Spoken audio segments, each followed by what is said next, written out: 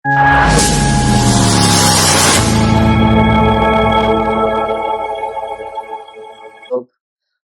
करता हूँ कि आप लोग पूरा पढ़ के आए होंगे जो मैंने पढ़ाया था। अगर आप इस सीरीज को फॉलो कर रहे हो तो बहुत ऑनेस्टी के साथ करना। मैंने बहुत कुछ पढ़ाया था, है ना। मैं फर्स्ट लेक्चर में इलेक्ट्रिक चार्जेस के बारे में बताया, फिर मैंने बताया बाकी चैप्टर्स में कैसे पढ़ाएंगे, क्या क्या प्रोसेस होगा हमारा। सिमिलरली मैंने दूसरे टॉपिक में पढ़ाया कि कूलम्स लॉ में फोर्सेस कैसा होता है, मल्टीपल चार्जेस में कैसा होता है, और मैंने इलेक्ट्रिक फील्ड की बात आपसे की थी। बेटे मेरा पूरा टारगेट था कि आपको इलेक्ट्रिक फील्ड समझ में आ जाए।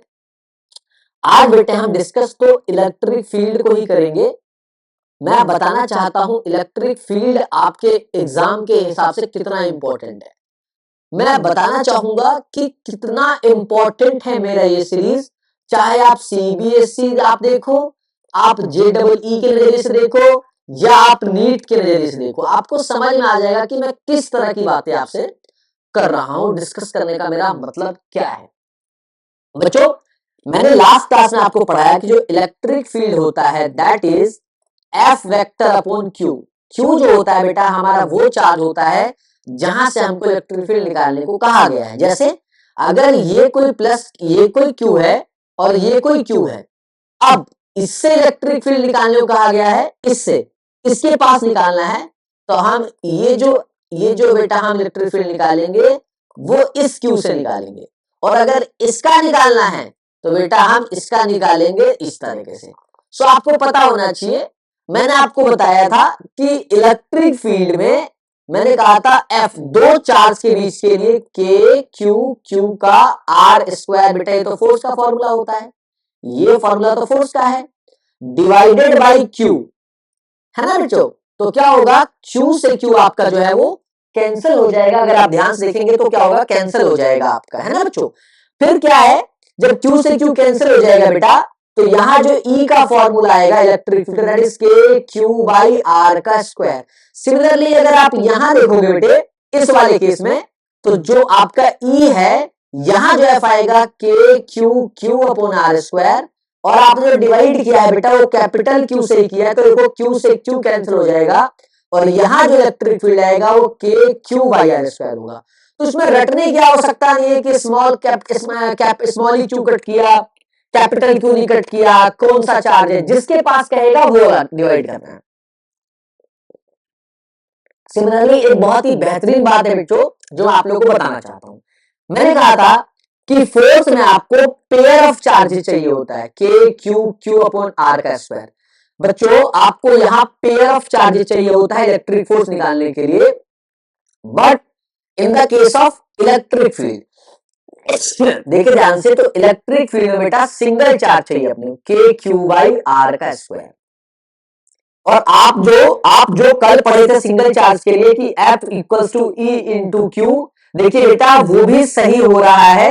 अगर आप इसको Q से मल्टीप्लाई कर दोगे तो ये F बन जाएगा।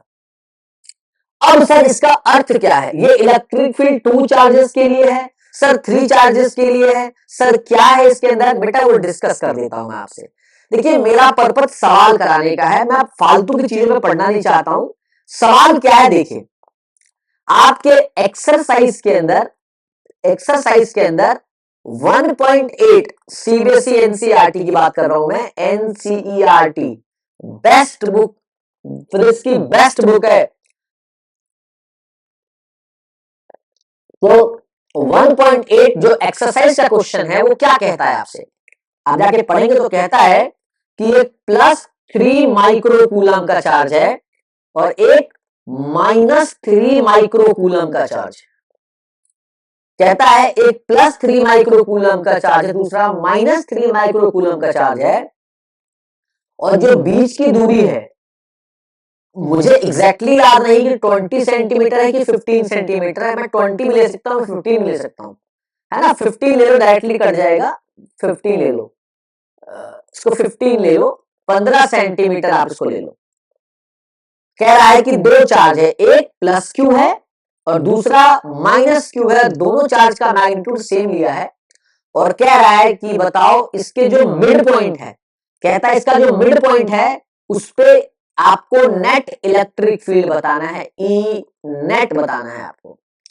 ये सवाल यही कह रहा है आपसे, सवाल का ए पार्ट।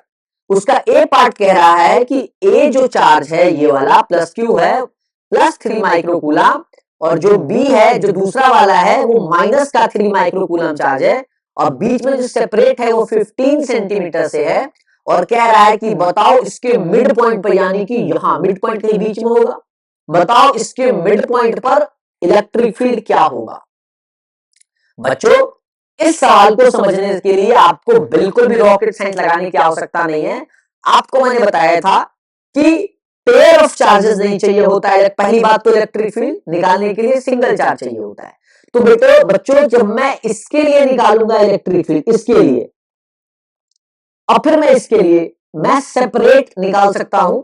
सो फॉर्मूला अगर आप याद करोगे तो आएगा E1। अगर मैं E1 निकालता हूं तो के क्यू का आर स्क्वायर, के क्यू का आर स्क्वायर। देखिए बच्चों, मैं इसको आपको ऐसे समझा रहा हूं कि मान लीजिए जो मिड पॉइंट है वो इस जगह से, अगर 15 लिया है कोई इशू, 20 लिया है तो भी कोई इशू नहीं। आप सवाल की प्रोसेस समझे।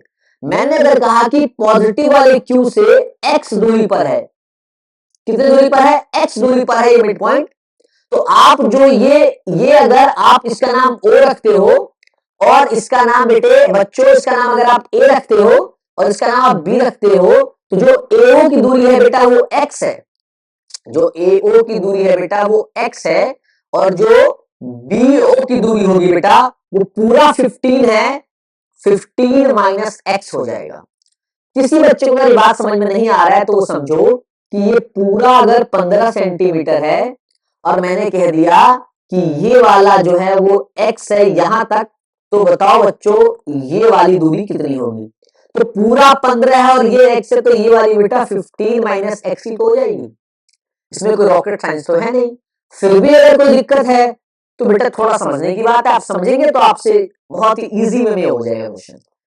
अब आइए बेटा न्यूमेरिकल्स की ओर बात करते हैं। तो बेटा अगर आप इलेक्ट्रिक फील्ड पहले को देखो तो आएगा के क्यू, यहां पे एओ का स्क्वायर आएगा, और अगर आप E2 में देखोगे तो आएगा के क्यू बीओ का स्क्वायर आएगा। अब देखो दोनों में क्यू एक्चुअली सेम है, बस दोनों का क्या है, एक पॉजिटिव और दूसरा नेगेटिव है। अब चूंकि इलेक्ट्रिक फील्ड तो वेक्टर क्वांटिटी होता है, तो बच्चों के दिमाग में बात आ जानी चाहिए कि सर ये तो वेक्टर क्वांटिटी होता है, तो सर के क्यू बाई आर स्क्वायर तो मैग्नीट्यूड बताएगा। सर डायरेक्शन, तो मैंने आपसे कहा था कि पॉजिटिव चार्ज के लिए इलेक्ट्रिक फील्ड बाहर की तरफ होता है, और नेगेटिव चार्ज के इलेक्ट्रिक फील्ड अंदर की तरफ आता है। यह पता है ना आपको। तो देखिए ये पॉजिटिव चार्ज है और ये नेगेटिव चार्ज है। अब आपको पता है, आपको मैंने एक कहानी भी समझाई थी, याद होगा आपको, कि अगर ये पॉजिटिव क्यू है और ये नेगेटिव क्यू है, अगर आपको याद हो, तो इलेक्ट्रिक फील्ड लाइंस इस तरह से निकल के जाता था, पॉजिटिव से नेगेटिव निकल के जाता था। अगर आपको याद आ रही हो ये बात, तो देखिए अगर ये प्लस का 3 माइक्रोकूलम है तो इसका इलेक्ट्रिक फील्ड इधर ही जाएगा, और अगर ये माइनस का है तो भी इनसाइड ही जाएगा। अब क्योंकि ये वेक्टर मल्टीप्लिकेशन है, E1 E2 को आप ऐसे ऐड नहीं कर सकते हो क्योंकि ये वेक्टर है, परंतु दोनों की डायरेक्शन सेम है, और अगर दोनों की डायरेक्शन सेम है तो मतलब दोनों सेम लाइन में है। इसका मतलब थीटा 0 डिग्री है और cos 0 जो है बेटा वो नॉर्मली 1 होता है। तो इसलिए अगर वेक्टर में कोई दो सेम डायरेक्शन में हो तो उसे हम ऐड कर सकते हैं, और अपोजिट हो तो माइनस कर सकते हैं। ये तो बहुत बेसिक बात वेक्टर की, अगर ये आप सीखना चाहते हो तो आप वहां भी जा सकते हो। सो आपको पता है E1 टुवर्ड्स O, और जो इस तरफ जा रहा है और बीओ की तरफ जा रहा है, ठीक है, E2 इधर देखो। सो आपका जो इनेट आएगा, आपका जो इनेट आएगा वो आपको पता है कि ऐड होगा, क्योंकि देखो दोनों सेम डायरेक्शन में होगा। बेटा जब सेम डायरेक्शन होता है तो ऐड हो जाता है E1 प्लस E2, और आप इसको ऐड कर लोगे। अब ऐड कैसे करोगे, तो E1 कैसा होगा, के क्यू आपको पता है, क्यू अपॉन एओ का स्क्वायर प्लस जो के क्यू होगा अपॉन बीओ का स्क्वायर। अब बच्चों आपको ए और बी पता है, आप वैल्यू निकालोगे और चुप से आंसर पाओगे। क्यों दोनों का दिया हुआ है कि आपको पता ही है ना बच्चों। और आप अगर इसके डिस्टेंस का स्क्वायर कर दोगे, ऐड कर लोगे, आप यहां से के क्यू चाहो तो कॉमन भी ले सकते हो। के क्यू कॉमन आ जाएगा, बचेगा 1 एओ का स्क्वायर प्लस बीओ का स्क्वायर। मैं फिर कह रहा हूं कि बच्चों ये डिस्टेंस 15 है या 20 है या 25 है 30 है, आप इसकी लड़ाई करो ही मत। एक बच्चा मुझसे कह रहा सर अगर इसके डिस्टेंस को मैं 15 लेके 20 ले लूं, मैंने कहा हाँ, और सर मिड पॉइंट तो आधा आधा होता है। मैंने कहा बिल्कुल सही बोल रहा है बेटा, आधा आधा होता है। मैं एक बच्चे ने कहा कि सर इसको थोड़ा आसान कर देते हैं ना, मैंने कर लिया आसान। कहा सर इस पूरे को मैं 20 मान लेता हूं। मैंने कहा तो 20 का मिड पॉइंट तो 10 हो जाएगा। मैंने कहा 10 हो जाएगा, तो सर यहाँ 10 का स्क्वायर, यहाँ 10 का स्क्वायर। मैंने कहा बेटा 20 रख के कर, 15 रख के कर, 25 रख कर, मुझे इससे मतलब नहीं है। मुझे तुझे कॉन्सेप्ट बताना था बेसिकली कि तू इनेट कैसे निकालेगा। ये सवाल बेटा आपके 3 मार्क्स में आता है। अगर आपको मेरे पे यकीन नहीं है कि ये सवाल आएगा या इंपॉर्टेंट है बेटे, अगर ट्रस्ट इश्यूज है मेरे साथ, हालांकि ट्रस्ट तो होगा आपको, फिर भी एक आध बच्चों का मैं कह नहीं सकता। सो आप अपने फर्स्ट सेमेस्टर का पेपर उठा के देखिए, आपको मिलेगा। फर्स्ट टर्म जो होता है उसमें मिलेगा। आपके ये प्री बोर्ड में हो सकता है या ये आपके यूनिट टेस्ट में क्वेश्चन आया होगा। बहुत ही कॉमन क्वेश्चन पूछने वाला है, सीबीएसई में बहुत आता है। अब वो बच्चे कि सर आपने एक्स लेके कराया, सर इसको हाफ भी तो कर सकते थे, आप इसको एक्स क्यों मान रहे हो? जब मिड पॉइंट साफ साफ कह रहा है तो आप इसको आज से इसने 20 को हाफ 10 में कन्वर्ट कर दिया। मैंने कहा हाँ 10 में कन्वर्ट कर दिया, तो आप डायरेक्ट 10 में कन्वर्ट क्यों नहीं कर रहे हो? आप ये क्यों पढ़ा रॉकेट साइंस कि मान ले ए से एक्स, अब जो बचा हो 20 माइनस एक्स। बेटा हम अगर पूरा 20 भी है मैं तो भी इसको एक्स मानता और बचे वाले को 20 माइनस एक्स मानता। सर आप ऐसा क्यों कर रहे हो? अभी थोड़ी देर में आपको समझ आएगा मैं क्यों कर रहा हूँ। मैंने फर्स्ट डे कहा था कि बेटा इसी रास्ते पे जेडब्ल्यू आएगा नीट आएगा, क्योंकि मैं आपको इतना हलवा नहीं परोसूंगा कि अरे यार इतना सिंपल। कहने का अर्थ है आपको हलवा खाने के लिए भी हाथ उठाना पड़ेगा। ये जो हलवा है ना, ये हलवा खाने के लिए भी आपको हाथ उठाना पड़ता है, ऐसे नहीं खा लोगे आप, समझ रहे हो। तो इस क्वेश्चन के बेसिस पे अभी आपको मैं जेडब्ल्यू का प्रीवियस करा दूंगा और आप कहोगे यार इस बेसिस पे हाँ बिल्कुल सेम कॉन्सेप्ट, एक सवाल अलग नहीं। ये तो हो गया क्वेश्चन का ए पार्ट। अब आपसे कहेगा इसका बी पार्ट क्वेश्चन का, कहेगा कि आपने जो मिड पॉइंट पे इस जगह पे जो इलेक्ट्रिक फील्ड निकाला वो कुछ आ गया। मैंने कहा हाँ कुछ आ गया। कहा सेम जगह पे मैं कोई चार्ज प्लेस कर दूं, सेम जगह पे मैं कोई चार्ज प्लेस कर दूं, चाहे पॉजिटिव कर दूं या चाहे नेगेटिव कर दूं, और आपको यहां पे वो कोई नंबर जैसे 1.5 10 का पावर माइनस 9 दे दे, मान लो फॉर एग्जांपल, या 1.8 10 माइनस 9 दे दे, ये चार्ज की वैल्यू दे दे कूलम।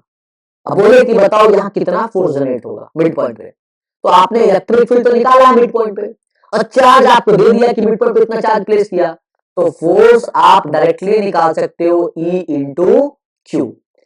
तो बेटा देखो ये पूरा सवाल जब 3 मार्क्स में आएगा तो मैं उम्मीद करता हूं कि आप ये क्वेश्चन कर लोगे। ये क्वेश्चन कराने का मेरा मतलब यही था। मैं फिर से बेसिक बात करता हूं मेरे बच्चों से, इधर आओ बच्चों, मैं तुमसे बहुत बेसिक बात करना चाहता हूं, सुनो। अगर कोई पॉजिटिव चार्ज है तो उसका इलेक्ट्रिक फील्ड इधर भी जाएगा, इधर भी जाएगा, इधर भी जाएगा और इधर भी जाएगा। सुनना, सामने जो कोई पॉजिटिव चार्ज है तो आपको पता है कि ये क्या करेगा, बाहर की तरफ जाएगा, लेकिन ये क्या करेगा, ये रिपल्सन करेगा। इसमें क्या करेगा, ये रिपल्सन क्रिएट करेगा। आपको ये बात समझ में आ रहा है? एक दूसरे को क्या कर रहा है, ये टकरा रहा है, मतलब कि दूर भगाना चाहता है। लेकिन अगर एक तरफ पॉजिटिव चार्ज है दूसरी तरफ नेगेटिव चार्ज है, तो आपको पता है कि ये जो है बाहर की तरफ निकालेगा अपने इलेक्ट्रिक फील्ड को, लेकिन जो नेगेटिव चार्ज है ये अंदर की तरफ लेके आएगा, ये इनसाइड लेके आएगा बेटे, ये इनसाइड लेके आएगा। तो आप किस तरह से देखें तो आपको समझ में आएगा कि ये जिस डायरेक्शन में जा रहा है उसी डायरेक्शन में इस नेगेटिव चार्ज के द्वारा ये इलेक्ट्रिक फील्ड आ रहा है।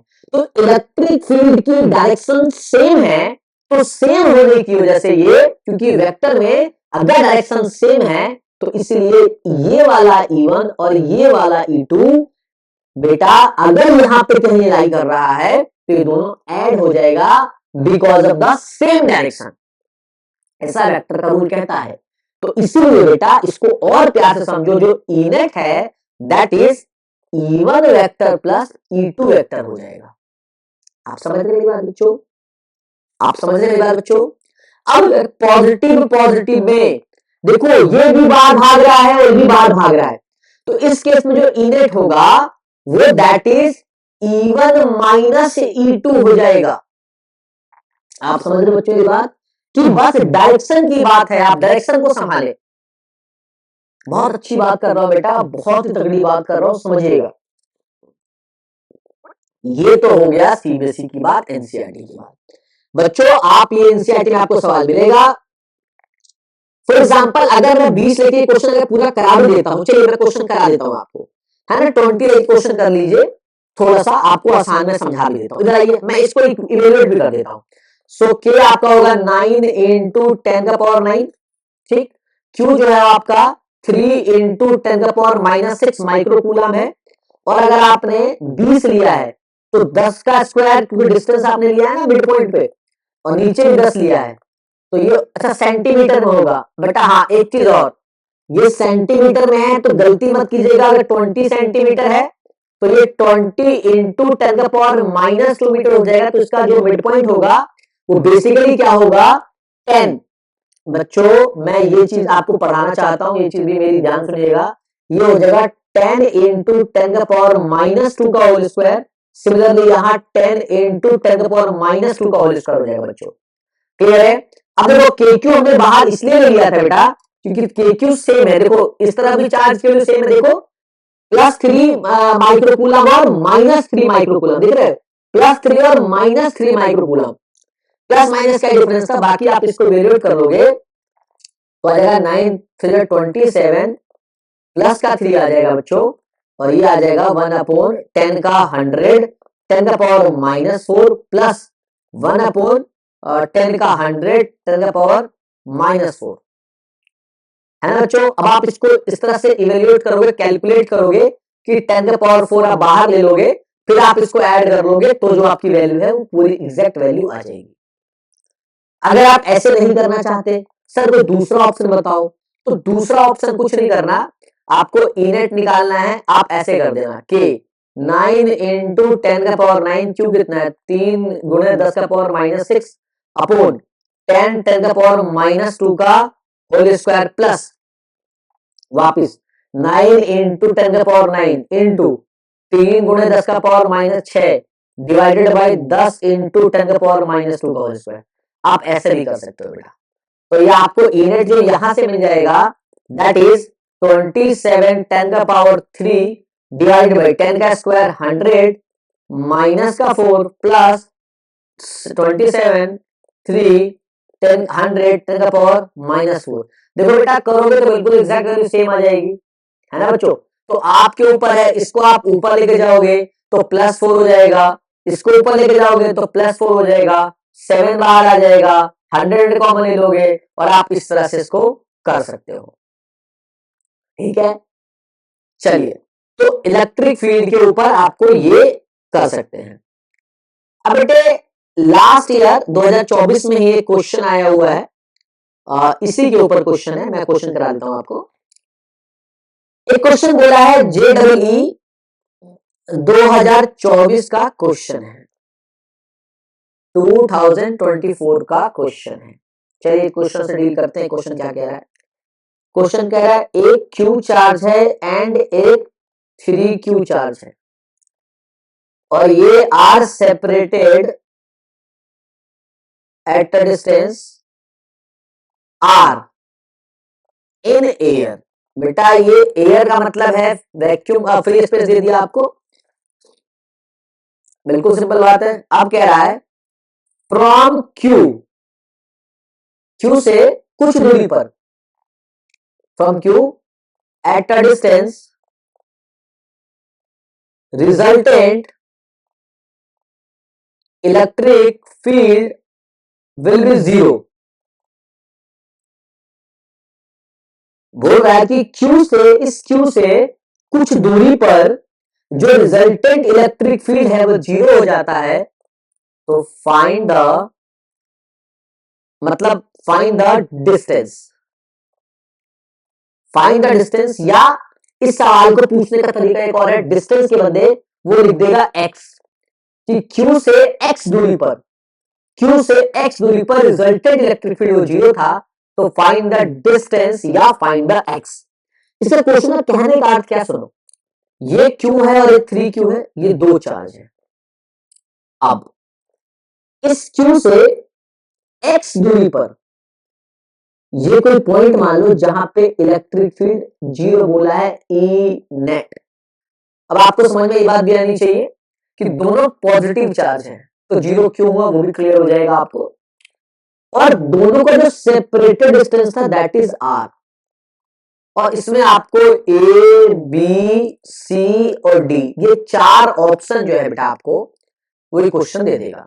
ये JEE 2024 का प्रीवियस ईयर है, जो बच्चे सेम कॉन्सेप्ट पे, देखिए सेम सवाल है, वहां पे आपको ई नेट निकालना था और यहां पे आपको ये x निकालना है कि किस डिस्टेंस पर जो है ये जीरो हो गया।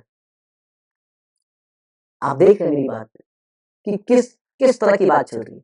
अब देखिए ये पॉजिटिव क्यों है, मैंने अभी सिखाया, तो इसका इलेक्ट्रिक फील्ड बाहर की तरफ और इसका भी इलेक्ट्रिक फील्ड बाहर की तरफ, तो दोनों का डायरेक्शन अपोजिट था, मैंने अभी सिखाया इससे पहले। देखिए यहाँ पे अपोजिट है ना ये माइनस में, तो अगर मैं ई नेट यहां पे लिख दूं कि के क्यू, क्योंकि ये क्यू था, अपॉन एक्स स्क्वायर माइनस के 3Q अपॉन, अब ये दूरी अगर यहां से x है और ये दूरी यहां से 3r है, तो ये दूरी हो जाएगा r माइनस एक्स।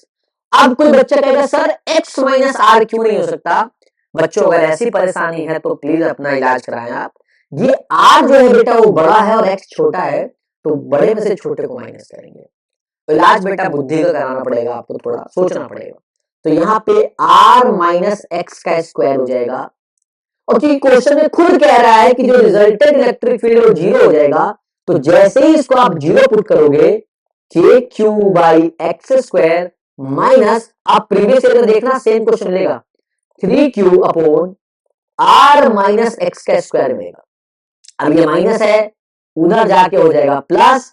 अब जैसे ये प्लस होगा तो कहानी क्या होगी, देखिए के 3Q upon r minus x का स्क्वायर इक्वल्स टू के क्यू अपॉन एक्स स्क्वायर। अब अगर मैं किसी अंधे से पूछूं तो कहेगा कि के से के काट दो और क्यू से क्यू काट दो, बिल्कुल सिंपल बात। आगे क्या है, तो एक्स स्क्वायर को यहां क्रॉस मल्टीप्लाई कर दो, इसको यहां कर दो, तो जो इक्वेशन आएगा 3x square equals to r minus का x का स्क्वायर, ये आ जाएगा। अब आपके सामने ये आ जाएगा। अब कई बच्चे कहेंगे सर यहां कुछ आप गड़बड़ कर रहे हो। अब बच्चों मैं गड़बड़ कर रहा हूं या क्या कर रहा हूं ये तो वक्त ही बताएगा। आपको मेरा बेसिक काम था आपको कॉन्सेप्ट डिलीवर कर देना, तो आपको ये कॉन्सेप्ट अगर डिलीवर हो गया है तो मेरे लिए इससे खुशी की बात और कुछ हो नहीं सकती कि मैंने आपको ये कॉन्सेप्ट सिखाया। अब आपको चाहिए क्या, अब आप क्या करोगे, बोथ साइड आप स्क्वायर रिमूव करो, यानी कि रूट लगा दो। बोथ साइड रूट लगा दोगे तो 3 का रूट 3 हो जाएगा, एक्स स्क्वायर का x हो जाएगा, वहां से r माइनस एक्स हो जाएगा, बिल्कुल स्क्वायर ऐड करो। अब ये मेथड जो है वो बस ये मेथड जो है वो JEE का है, इसके पहले पूरा सीबीएसई था। अब देख लो आप कितना डिफरेंस है। अब जैसे ही यहां करोगे तो माइनस एक्स आके उधर क्या हो जाएगा बेटा, तो ये हो जाएगा रूट 3x प्लस का x r, और चाहिए आपको x, तो जैसे ही आप यहाँ x कॉमन लोगे root 3 plus 1 equals to r आ जाएगा, तो आप x निकालोगे r अपॉन रूट में 3 प्लस 1, और ये क्वेश्चन आपको 4 मार्क्स देके जाएगा। 4 मार्क्स का आपके ये JEE में क्वेश्चन है,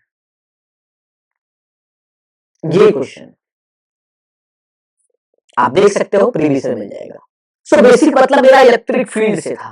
देखो बच्चों, मैं ज्यादा समय नष्ट नहीं करूंगा क्योंकि मैंने जो सीरीज बनाया है वो CBSE के लिए बनाया है, तो मैं आपको उस रास्ते पे लेके चल रहा हूँ। मैं इंपॉर्टेंट लेक्चर्स की बात करूंगा, इंपॉर्टेंट टॉपिक्स की बात करूंगा, इंपॉर्टेंट क्वेश्चन की बात करूंगा, जिससे आपके बोर्ड में अच्छे मार्क्स आ पाए। सो मेरा जो टॉपिक था बेसिकली वो इलेक्ट्रिक फील्ड का है। मैं चाहता हूं पहले आप इलेक्ट्रिक फील्ड को महसूस करो। इलेक्ट्रिक फील्ड का जो मैग्नीट्यूड है निकालने का फॉर्मूला बेसिक F/Q, दूसरा E=KQ/R का स्क्वायर। अब समझ में आ गया होगा सवाल लगा के ये कौन सा Q है, समझ आएगी बच्चों? KQ/R का स्क्वायर, एक तो ये फॉर्मूला आ जाएगा, और क्योंकि ये दोनों इलेक्ट्रिक फील्ड जो है बेटा वो वेक्टर क्वांटिटी है, तो पॉजिटिव के लिए आउटसाइड में फर्स्ट डे बताया था, और नेगेटिव के लिए बेटा इनसाइड। इसी से आप नेट इलेक्ट्रिक फील्ड, आप इन दोनों का यूज करके नेट इलेक्ट्रिक फील्ड का आप पता लगा सकते हैं। कब जीरो होगा और कब मिड पॉइंट पे निकालना है, कब कितने डिस्टेंस पर निकालना है। इलेक्ट्रिक फील्ड की जानकारी बेटे बहुत जरूरी है, बहुत बहुत बहुत जरूरी है। मैं आपको छेड़ सकता हूं इलेक्ट्रिक फील्ड के एक और सवाल में। अब आप कहोगे सर उसमें क्यों छेड़ रहे हो? मैं छेड़ सकता हूं आपको, लेकिन मुझे छेड़ना नहीं है आपको, क्योंकि मैं छेड़ूंगा दिक्कत होगी आपको। याद है लास्ट क्लास में, जैसे मैंने आपको इस तरह से एक इक्विलैटरल ट्रायंगल में और राइट एंगल ट्रायंगल में मैंने आपको इलेक्ट्रिक फोर्स निकालने को कहा था। जैसे ये A था, ये B था और ये C था।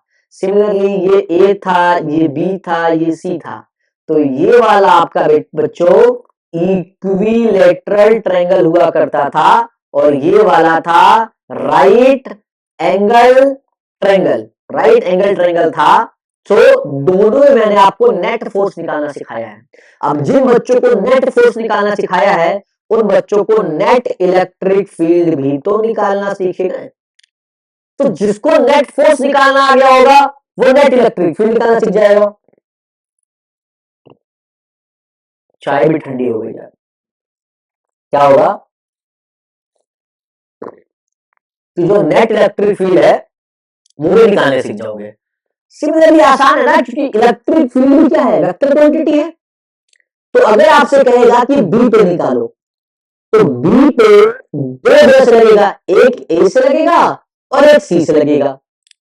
सर हम तो गरीब है सर, कैसे बताए? अरे भैया बुद्धि से गरीब है आप लोग, है ना? पैसों में गरीब तो गरीब होता ही नहीं है, जो बुद्धि गरीब है वो गरीब है। अरे भाई अगर हमको दिया रहेगा ना यहाँ चार्ज पॉजिटिव या चार्ज नेगेटिव, यहाँ दिया रहेगा ना पॉजिटिव नेगेटिव, तो अगर ये पॉजिटिव है तो जो इलेक्ट्रिक फील्ड वही जाता है जहां फोर्स जाता है। अरे पॉजिटिव के लिए बाहर की तरफ और नेगेटिव है तो अंदर की तरफ, तो ये एंगल निकाल लोगे। अरे इससे अगर ये वाला चार्ज है यहाँ पे निकालना है तो निकाल लोगे ना इवन KQ/R का स्क्वायर। ये वाली दूरी आपको दी होगी, यहां का चार्ज दिया होगा और प्लस है तो बाहर की तरफ। सिमिलरली आप E2 निकाल लोगे, ये KQ, ये दूरी आपको पता है, इक्विलैटरल ट्रायंगल में पता है तीनों होता है। अब KQ/R स्क्वायर, अब इवन आपको वेक्टर मिल गया, E2 वेक्टर आपको मिल गया। अरे भैया ये एंगल निकालना है, आपको पता है ये पूरा 180 होता है, ये 60 है तो 120 हो जाएगा। अरे लगा दो ना भाई फॉर्मूला इमेज का, रूट में E1 का स्क्वायर प्लस E2 का स्क्वायर प्लस 2E1 E2 का cos थीटा। अभी अब ऐसे सवाल में फंसोगे, इसका मतलब आपने पहले पढ़ा नहीं है ना बच्चों। तो आप इसको इलेक्ट्रिक फील्ड कर लीजिएगा। और जो मैं ये क्वेश्चन कहा है एक्सरसाइज का 1.8, बेटे हाथ जोड़ के रिक्वेस्ट है आपसे, प्लीज बेटा बच्चों इस 1.8 को आप लोग जरूर घर पे आप कर लीजिएगा। फिर भी अगर नहीं हो तो आप कमेंट में डाल दीजिएगा, बिल्कुल डेटा के साथ करा दूंगा। 2 मिनट लगेगा मुझे, मैं नेक्स्ट सेक्शन में करा दूंगा आपको। बट यहां तक कराने के बाद आई होप कि आप इसे कर लोगे, बहुत इजी था। आगे जो मेरा टॉपिक है बेटे वो है इलेक्ट्रिक डाइपोल। ठीक है बेटा, ये आखिरी बेसिक क्लास है। इसके बाद बेटा मैं इंपॉर्टेंट डेरिवेशंस और इंपॉर्टेंट थ्योरी पे चलूंगा एंड इंपॉर्टेंट मेथड पे चलूंगा। बेस आप लोगों का बन चुका है। एक आखिरी टॉपिक है आपके बेसिक लेक्चर में, that is electric dipole. Electric dipole बाकी मैं सारी चर्चा कर चुका हूं, बेसिक सारी चर्चा कर चुके हैं। What is electric dipole? देखो नाम पढ़ोगे सब मिलेगा। इलेक्ट्रिक यानी कि चार्ज, सबको पता है। डाई, डाई यानी कि दो, टू। और पोल, पोल मतलब कि पोलैरिटी। पोल का मतलब है बेटे पोलैरिटी। कह रहा है दो चार्ज होना चाहिए, कहता है दो चार्ज होना चाहिए, ठीक है। और दोनों चार्ज सेम मैग्नीट्यूड का होना चाहिए, पॉजिटिव क्यू और नेगेटिव क्यू। मतलब कि चार्ज का जो मैग्नीट्यूड है वो सेम होना चाहिए, सेम मैग्नीट्यूड, मैग्नीट्यूड सेम होना चाहिए भाई। दो चार्ज होना चाहिए और उन चार्जेस का क्या होना चाहिए, मैग्नीट्यूड क्या होना चाहिए, वो सेम होना चाहिए। परंतु पोलैरिटी, पोलैरिटी क्या होना चाहिए, अपोजिट, अपोजिट पोलैरिटी होनी चाहिए। मतलब कि दो चार्ज हो, दोनों चार्ज का मैग्नीट्यूड सेम हो और पोलैरिटी अपोजिट हो। मतलब एक प्लस लिया दूसरा माइनस होगा। ये तो बात हो गई। इसमें एक कंडीशन और ऐड करूंगा मैं। कहता है कि जो सेपरेटेड डिस्टेंस है, सेपरेटेड जो डिस्टेंस है दैट इज वेरी स्मॉल। कैसा होगा, वो बहुत स्मॉल होगा। कहता है separated distance that is very small between the charges. अगर इसमें मैं आर लेता हूं और कैपिटल आर लेता हूं तो ये जो डिस्टेंस होगा बेटा, ये डिस्टेंस होगा, ये बहुत स्मॉल होता है। अब कहोगे सर आप हर जगह तो आर ले रहे हो, मैंने कहा आपको पता है इसमें आपका जो डिस्टेंस है वो 2a लिया जाएगा। अब 2a क्यों लिया जाएगा, आर क्यों नहीं लिया जाएगा, इसके पीछे एक साइंस है। और 2a ही क्यों, a क्यों नहीं, अभी पढ़ो आपको समझ में आएगा। तो इसकी जो दूरी है बेटा वो आर ना लेके हम 2a ले लेते हैं। 2a क्यों लेते हैं अभी थोड़ी देर बताऊंगा आपको। तो ये जो ऐसा सिस्टम कहीं बना मिले कि दो चार्ज हैं, दोनों का मैग्नीट्यूड सेम है, अपोजिट पोलैरिटी है, उनके बीच का डिस्टेंस बहुत स्मॉल है। 2a मतलब वेरी स्मॉल, मैं फिर बता देता हूं बहुत स्मॉल डिस्टेंस है। तो ऐसा सिस्टम कहलाता है इलेक्ट्रिक डाइपोल। और इलेक्ट्रिक डाइपोल को बेटा पी से डिनोट करते हैं। सिंबल जो है इलेक्ट्रिक डाइपोल का वो पी होता है और ये भी वेक्टर होता है। मैंने कहा सिंबल ऑफ इलेक्ट्रिक डाइपोल वो पी होता है और इस पे भी वेक्टर साइन होता है। मतलब कि सर इस पे मैग्नीट्यूड भी होगा, डायरेक्शन भी होगा। हाँ सर इसका मैग्नीट्यूड क्या होगा, देखो दोनों चार्ज का मैग्नीट्यूड सेम है, बोला हाँ। कोई भी चार्ज का मैग्नीट्यूड उठा लो और उसके सेपरेटेड डिस्टेंस से उसको मल्टीप्लाई कर दो 2a। बच्चे गलती क्या करते हैं मैं वो भी आपको बताऊंगा। सेपरेटेड डिस्टेंस जो है वो पूरा 2a है। अब 2a लिया है, कंफ्यूजन क्या होता है वो भी डिस्कस करूंगा। तो इसका जो मैग्नीट्यूड है देखो इधर होगा p जो है q इंटू 2a। तो q इंटू 2a जो है that is the magnitude of the dipole moment या इलेक्ट्रिक डाइपोल। अब बेटा इसका यूनिट क्या होगा, तो चार्ज का कूलम और 2a क्या है स्मॉल डिस्टेंस, तो डिस्टेंस का मीटर होता है। तो कूलम मीटर जो है ऐसा यूनिट हो जाएगा आपका इलेक्ट्रिक डाइपोल का। कूलम मीटर हो जाएगा ascent of the electric dipole. Sir लेकिन ये 2a जो है सर ये तो डिस्टेंस होता है और डिस्टेंस तो स्केलर होता है, चार्ज भी स्केलर है, इलेक्ट्रिक कैसे हो जाएगा। बेटे बाद में पढ़ाऊंगा मैं आपको, अभी नेक्स्ट क्लास में यही सब डिस्कस करूंगा कि जो लेंथ है वो स्केलर है कि वेक्टर है। मैं इस पर भी चर्चा करूंगा आपके साथ, आप घबराएं नहीं बिल्कुल भी। तो सर बड़ा आसान था इलेक्ट्रिक डाइपोल कि दो चार्ज होने चाहिए, दोनों की पोलैरिटी जो है वो अपोजिट होनी चाहिए, दोनों का चार्ज का मैग्नीट्यूड सेम होना चाहिए और डिस्टेंस बहुत स्मॉल होना चाहिए, तो ऐसा सिस्टम इलेक्ट्रिक डाइपोल कहलाता है। हाँ, अब उसकी वैल्यू क्या होगी, तो कोई भी चार्ज उठा लो, उसके डिस्टेंस उसको मल्टीप्लाई कर दो। हाँ सर 2a ही क्यों, और उसका डायरेक्शन कैसे होता है? देख बच्चा, इलेक्ट्रिक डाइपोल में हमेशा तुझे कहेगा कि इसके मिड पॉइंट से मैंने कोई डिस्टेंस r ले लिया, मान ले, तो जब इसका मिड पॉइंट कहेगा तो अगर तूने सिर्फ a लिया होगा तो बेटे जब मिड पॉइंट कहेगा तो आधा a/2 हो जाएगा और आधा a/2 हो जाएगा। तो हाँ सर, अब तू कैलकुलेशन में ऑलरेडी बहुत परेशान है और अगर a/2 और a/2 कैलकुलेशन हुआ तो और परेशान हो जाएगा। सर बात तो सही कह रहे हो, तो ये तेरे ही तो हेल्प के लिए है कि इसको a ना लेके 2a ले लिया जाए। अब जैसे ही 2a ले लेगा तो 2a का हाफ क्या हो जाएगा, a। तो ये a जब इसका मतलब सर इसका मिड पॉइंट का बहुत ज्यादा यूज होगा क्या? हाँ, ये बात उन्हें सही पूछी, इसके मिड पॉइंट से ही मतलब है। इलेक्ट्रिक डाइपोल का जो डिस्टेंस 2a रखा गया है, ये इसलिए रखा गया है कि इसके मिड पॉइंट से ज्यादा लेना देना रहेगा। दैट्स व्हाई इसका डिस्टेंस 2a रखा गया है, ताकि जब इसका मिड पॉइंट पे लिया जाए तो a हो जाए, जिससे कैलकुलेशन आसान हो सके। सर बात समझ में आ गई, 2a क्यों होता है, क्लियर हो गया सर? ठीक है भाई, अब ये इलेक्ट्रिक डाइपोल मोमेंट है या इलेक्ट्रिक डाइपोल है Q इंटू 2a, ठीक है, इसका यूनिट जो है वो कूलम मीटर हो गया। बहुत बढ़िया सर। सर लेकिन आपने इस पे तो सब ये वेक्टर वाला साइन लगाया है, तो इसकी डायरेक्शन किधर होगी? अब याद रखना, इलेक्ट्रिक डाइपोल की डायरेक्शन, इलेक्ट्रिक डाइपोल की डायरेक्शन हमेशा इलेक्ट्रिक फील्ड के अपोजिट होती है, अपोजिट होती है।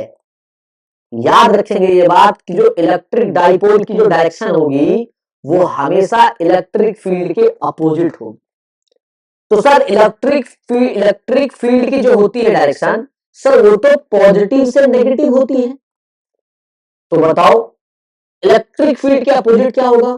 तो सर नेगेटिव से पॉजिटिव हो जाएगा। हाँ, तो आप लिख लोगे कि डायरेक्शन ऑफ इलेक्ट्रिक डाइपोल कहां से, नेगेटिव टू पॉजिटिव। और ये बहुत इंपॉर्टेंट पॉइंट है, इस पॉइंट को आप मार्क करो। मैंने बोला ना कि बेसिक में आता है ये आपके बहुत सारे मार्क्स लेके बैठा है ये पॉइंट। मैं फिर कह रहा हूं, इलेक्ट्रिक डाइपोल का फॉर्मूला आसान है, लेकिन डायरेक्शन हमेशा याद रखना, नेगेटिव टू पॉजिटिव या ऑलवेज अपोजिट टू द, मैंने क्या बोला, इलेक्ट्रिक फील्ड। इस लाइन को मत भूलना, इलेक्ट्रिक डाइपोल की डायरेक्शन हमेशा इलेक्ट्रिक फील्ड के अपोजिट होती है। और ये जो है P equals to Q into 2a है। अब सवाल, कई बार डायरेक्शन तो समझ में आ गया, अब सवाल देखना, तुम सवाल में कंफ्यूज कैसे होते हो। किसी ने कहा कि ये प्लस का 3 माइक्रोकूलम चार्ज है और ये माइनस का 3 माइक्रोकूलम चार्ज है और बीच की जो दूरी है वो 20 सेंटीमीटर है। तुमने कहा ठीक है, तुमने कहा बताओ इलेक्ट्रिक डाइपोल मोमेंट या इलेक्ट्रिक डाइपोल क्या होगा। अब आपको सिंपल सा पता है कि देखो पहले हम चेक करेंगे कि इलेक्ट्रिक डाइपोल है कि नहीं। तो देखो ये प्लस का 3 माइनस का 3 मतलब कि पहला वाला तो कर रहा है, और सेपरेटेड डिस्टेंस 20 सेंटीमीटर वो आपको इसलिए लिया है ताकि आप उसे कैलकुलेशन करा रहा है, ठीक है बेटा, बट है स्मॉल डिस्टेंस ही। सो फॉर्मूला होता है P equals to Q into 2a।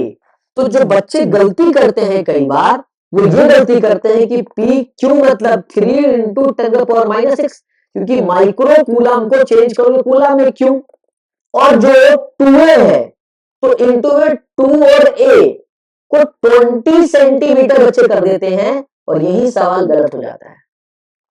बेटा अगर वो 20 सेंटीमीटर दिया है पॉजिटिव और नेगेटिव के बीच की दूरी, तो पॉजिटिव और नेगेटिव बीच की दूरी ही तो 2a कहलाती है। तो जो आपके 20 है वो 2a है, वो a नहीं है। आप इस बात को हमेशा ख्याल रखेंगे कि भैया अगर बीच की दूरी दी है So that is not 2a, that is not a, that is 2a. अब 20 सेंटीमीटर, अगर 2a जो है वो आपका 20 सेंटीमीटर दिया है, so you have to convert into metre. तो 20 10 का पावर माइनस 2, 23 60, 10 का पावर माइनस 8. ये आपका बेटा जो है वो इलेक्ट्रिक डाइपोल मोमेंट का ये मैग्नीट्यूड आ गया. और डायरेक्शन आपको पता है कि नेगेटिव से पॉजिटिव की तरफ डाइपोल मोमेंट है या इलेक्ट्रिक डाइपोल है. ये बात आपको बेहतरीन तरीके से समझ में आ जानी चाहिए. अच्छा, ये सवाल भी है एनसीईआरटी में. आई थिंक 1.9 क्वेश्चन है एक्सरसाइज का. एक्सरसाइज का 1.9 क्वेश्चन है बच्चों. कुछ क्वेश्चन में क्या बोला है आपको, एक्स वाई जेड. अब उसमें कितना माइक्रो कूलम लिया हुआ है एग्जैक्टली तो मुझे ध्यान नहीं है, बट एनसीईआरटी में 1.9 क्वेश्चन आप प्रैक्टिस कर सकते हो. उसमें आपका एक्स वाई जेड कॉमा दिया रहेगा. मेरे हिसाब से शायद 0,0 एक तो प्लस का 15 है और दूसरा 0,0 माइनस का 15 है. मेरे हिसाब से तो जो है वो ये दिया हुआ है और दो चार्ज दिया हुआ है. दो चार्ज की वैल्यू मैं लेता हूं अपने हिसाब से. तुम ले लो 15 15 30 तो ये हो जाएगा. अब 30 के मैं क्या ले लूं, आप जो भी ले लो, आप 6 ले लो, आप 10 ले लो, जो भी लेना चाहते हो. आपको जो भी चार्ज की वैल्यू पसंद है आप ले लो. प्लस क्यू जो है वो ले लो आप 8 माइक्रो कूलम, और जो माइनस है, जो नेगेटिव चार्ज है उसका ले लो 8 माइक्रो कूलम. और इस तरह से आपको कोऑर्डिनेट दिया हुआ है. तो ये x1 x2 y1 x2 y2 z2. तो इसमें बेटा आपको थोड़ा इक्वेशन निकालना होगा, है ना. आप निकालते हो ना x2 माइनस x1, आप निकालते थे ना y2 minus y1 z2 minus z1. जब करोगे तो ये आ जाएगा 30, ये आ जाएगा 30. और इसकी डायरेक्शन इस तरह से होगी. आपको पता है ये वाला होता है x, ये वाला होता है y और ये वाला होता है z, है ना बच्चों. तो मतलब कि देखो ये z में दिया रहेगा चार्ज इस तरीके से, तो आप इसको इवेल्युएट करोगे तो ये 15 15 30 हो जाएगा. और ये आप मल्टीप्लाई कर दोगे तो 8 into -6, और ये 30 सेंटीमीटर में दिया है तो माइनस का 2 हो जाएगा. तो बड़ा आसान क्वेश्चन है इसके ऊपर. तो इलेक्ट्रिक डाइपोल का ये अर्थ है. और बेटे इलेक्ट्रिक डाइपोल बहुत इंपॉर्टेंट टॉपिक है, मतलब बेहतरीन इंपॉर्टेंट है. ये इलेक्ट्रिक डाइपोल है आपकी जिंदगी में इतनी बेहतरीन चीज लेके आएगा कि आप सोच नहीं सकते. अब आपको इलेक्ट्रिक फील्ड और इलेक्ट्रिक डाइपोल के साथ खेलना है.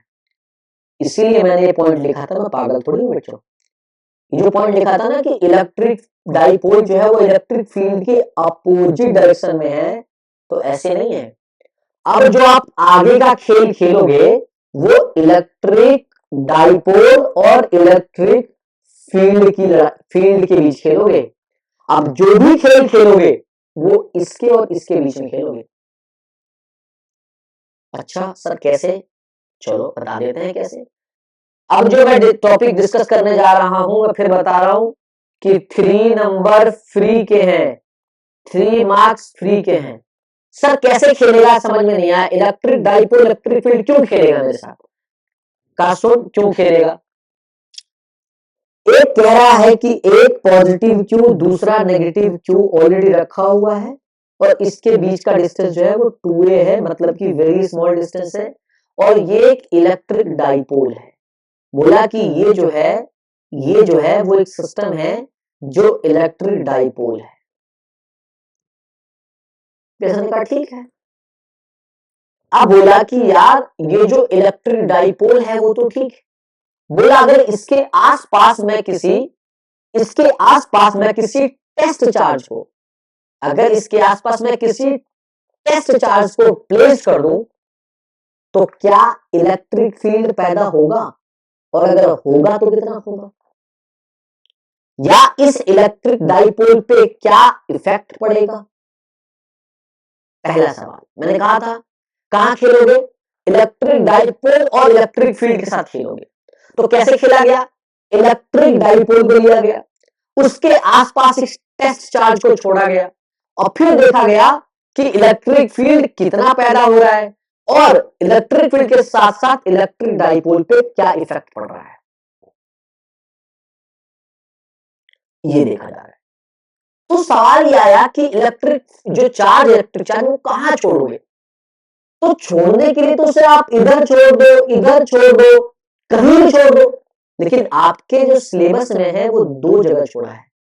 बोला है एक तो एक्सियल पे छोड़ के देख लो और दूसरा इक्वेटर पे छोड़ के देख लो या इक्वेटोरियल लाइन पे छोड़ के देख लो। अब सर ये एक्सियल लाइन क्या है और इक्वेटोरियल लाइन क्या है? इसका एक्सियल लाइन का मतलब है आप हॉरिजॉन्टल छोड़ के देख लो।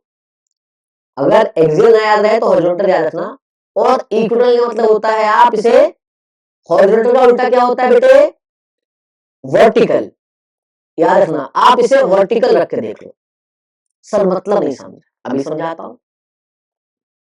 देख, इसने कहा कि एक पॉजिटिव क्यू और एक नेगेटिव क्यू चार्ज है, बीच की दूरी जो है वो 2a है, और एक बहुत ही बढ़िया सिस्टम है जो ऑलरेडी लगा हुआ है बेचारा। मैंने कहा हाँ यार बात तो सही कह रहा है, इस तरह से लगा हुआ तो है और ये एक सिस्टम है, कोई दिक्कत नहीं है, कोई दिक्कत नहीं है बच्चों, कोई दिक्कत नहीं है। कह रहा है कि इसके आसपास हमें टेस्ट चार्ज छोड़ना है। क्या कह रहा है? Test charge.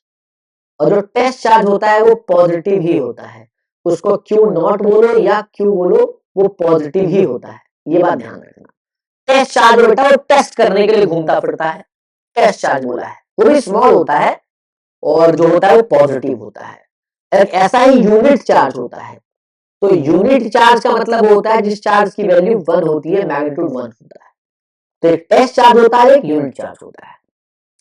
तो अब इस टेस्ट चार्ज को, पहला ऑप्शन हमारे पास ये है जो हमें दिया गया है, या तो एक्सियल लाइन पे छोड़ के देख लो या तो इक्वेटोरियल लाइन पे छोड़ के देख लो। यही दो हमसे पूछा जाएगा, यही दो कंडीशन हमको पढ़ने को दिया गया है, तो बस हम दो ही पढ़ेंगे। अब अगर ये कोई इलेक्ट्रिक डाइपोल है, इसकी सीधी लाइन देखें तो इसका एक्सियल लाइन तो बेटा यही होगा, या हॉरिजॉन्टल लाइन तो ऐसे ही सीधे निकालोगे आप।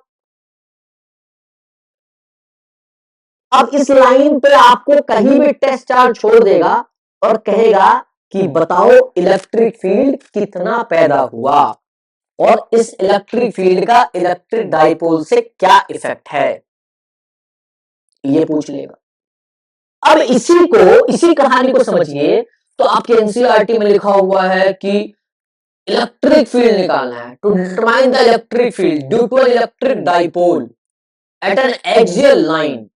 अरे भाई ये क्या बात है? कोई बात नहीं है भाई, कुछ है ही नहीं, बड़ा आसान तो है। देखो, अब अगर मैंने कहा कि मान लो कि मैंने इस पॉजिटिव क्यू, ये नेगेटिव क्यू पे एक टेस्ट चार्ज छोड़ रहा हूं, रख रहा हूं, तो एक्सियल लाइन में या तो यहां पे रखूं क्यू नॉट या तो यहां पे रखूं क्यू नॉट। आपके एनसीईआरटी में आपके इस तरफ रखा हुआ है, तो मैं एनसीईआरटी से हमेशा अलग कराऊंगा ताकि एक एक आप सॉल्यूशन वहां देख सको और उसे रटना ना पड़े, इसलिए आप इसका ऑल्टरनेट भी देख सकते हो, जो मैं आपको ऑल्टरनेट करा दूंगा। आपको समझ आ जाएगा यहां से भी और वहां से भी, मैं दोनों करा दूंगा, टेंशन की बात नहीं है। लेकिन एक बात दिमाग में आना चाहिए, जब मैंने पहले समझाया था कि इलेक्ट्रिक डाइपोल के मिड पॉइंट का बहुत तगड़ा खेल है, ये मिड पॉइंट O है। तो डाइलेक्ट्रिक डाइपोल के मिड पॉइंट का खेल क्या है कि जो भी टेस्ट चार्ज प्लेस्ड होगा, या हॉरिजॉन्टल पे हो या वर्टिकल पे होगा, उसका रेफरेंस जो होगा, क्योंकि आप किसी चीज को रखते हो तो रेफरेंस लेते हो ना भाई, एक कोऑर्डिनेट लेते हो ना, ओरिजिन से 5 मीटर दूर, तो आप बोलते हो कि 5 मीटर पे हूं, तो कहते हो ना कि ओरिजिन से 5 मीटर एक्स की तरफ, ओरिजिन से वाई की तरफ 4 मीटर, तो एक रेफरेंस लेते हो ना। तो जब भी चार्ज प्लेस्ड होगा, टेस्ट चार्ज जब भी प्लेस्ड होगा, आपको ये चाहे हॉरिजॉन्टल पे हो या वर्टिकल पे हो, दोनों कंडीशन में ये जो रेफरेंस लेगा वो मिड पॉइंट का ही रेफरेंस लेगा। मेरे बच्चों बहुत सिंपल भाषा में समझा रहा हूं, तो इसका मतलब ये है कि जो test charge Q not place किया गया है वो बेटे आपका मिड पॉइंट से प्लेस किया गया है, और मिड पॉइंट से जो उसकी दूरी है, वो दूरी जो लिया गया है वो आर लिया गया है, और वो कैपिटल आर है। ध्यान रखेंगे कि इलेक्ट्रिक डाइपोल का मिड पॉइंट की क्या आवश्यकता थी, मैं फिर समझा रहा हूं। अब मेरे बच्चों आपको समझ में आ रहा होगा कि ये पूरा 2a था, अब मिड पॉइंट ले लिया तो मेरा बच्चा कह रहा है कि सर ये तो साला ए हो गया और ये भी ए हो गया, अच्छा हुआ गुरुजी कि 2a लेके पढ़ रहे थे, अगर ए लेके पढ़ते तो a/2 होता, कैलकुलेशन हमारे लिए मुश्किल हो जाता। मैंने कहा बात तूने बिल्कुल सही कही मेरे बच्चे। अब इस चीज को ध्यान से देख, अब हमने सारा सिस्टम बिठा दिया है, सारी फील्डिंग बिठा रखी है, सारा सिस्टम बिठा दिया, सारी फील्डिंग बिठा दी, लेकिन हमें तक अभी तक ये नहीं पता कि इसका नाम क्या। अरे नाम से क्या मतलब भाई, नाम तो बाद में बना लेंगे, पहले काम समझ। मैंने कहा इलेक्ट्रिक डाइपोल समझ आ गया, तूने कहा। मैंने कहा इलेक्ट्रिक फील्ड समझ आ गया, तूने कहा। मैंने कहा दोनों के साथ खेलेंगे, तूने कहा कैसे। मैंने कहा देख इलेक्ट्रिक डाइपोल रखा है, तूने कहा हाँ। मैंने कहा इलेक्ट्रिक एक टेस्ट चार्ज छोड़ देता हूं, तूने कहा कहां। मैंने कहा दो जगह दे रहा हूं तेरे को, या तो एक्सियल लाइन पे या तो इक्वेटोरियल लाइन पे। तूने कहा एक्सियल मतलब, मैंने कहा हॉरिजॉन्टल, और इक्वेटोरियल मतलब, मैंने कहा वर्टिकल। फिर क्या होगा, तो टेस्ट चार्ज अपना रंग बताएगा कि इस टेस्ट चार्ज की वजह से इस डाइपोल पे क्या असर पड़ा है, कितना इलेक्ट्रिक फील्ड पैदा हुआ है। कह रहा हाँ सर करके देखो मजा आ जाएगा। चलो अभी रॉकेट साइंस नहीं है, बहुत आसान है, सिर्फ कैलकुलेट करना है, तुम्हें समझ में आ गया। एक बात बताओ, ये पॉजिटिव और ये पॉजिटिव, अब दो चार्ज और दोनों चार्ज के बीच की दूरी पता है। एक बच्चा कहेगा सर कहां पता है हमको दूरी। अरे भाई इस चार्ज से मिड पॉइंट की दूरी r है। उन्होंने कहा हाँ ये तो है सर, देखो ना ये। अरे भैया किधर जा रही है तू तो इधर आ बेटे, किधर जा रहे हो इधर। अब मैं पहले नामकरण कर देता हूँ, सुन नामकरण आसान है। इसका नाम मैंने अगर ए कर दिया, इसका नाम अगर मैंने इस बी कर दिया, ये तो ओ है ही, तो इसका नाम अगर आप सी कर दोगे तो कोई घबराने की बात तो नहीं है। अब आप देखो कि जो आपका ओसी है, इधर ओसी जो है वो आपका आर है ना। इसका अलग से आपको वीडियो में दिखाता हूं। ये पूरा ओसी है, ये ओ है और ये सी है, और जो आपका ओए है वो बेटा ए है, ये ओ है और ये ए है। तो जो ओए है ये ए है और जो ओसी है बेटा वो आर है।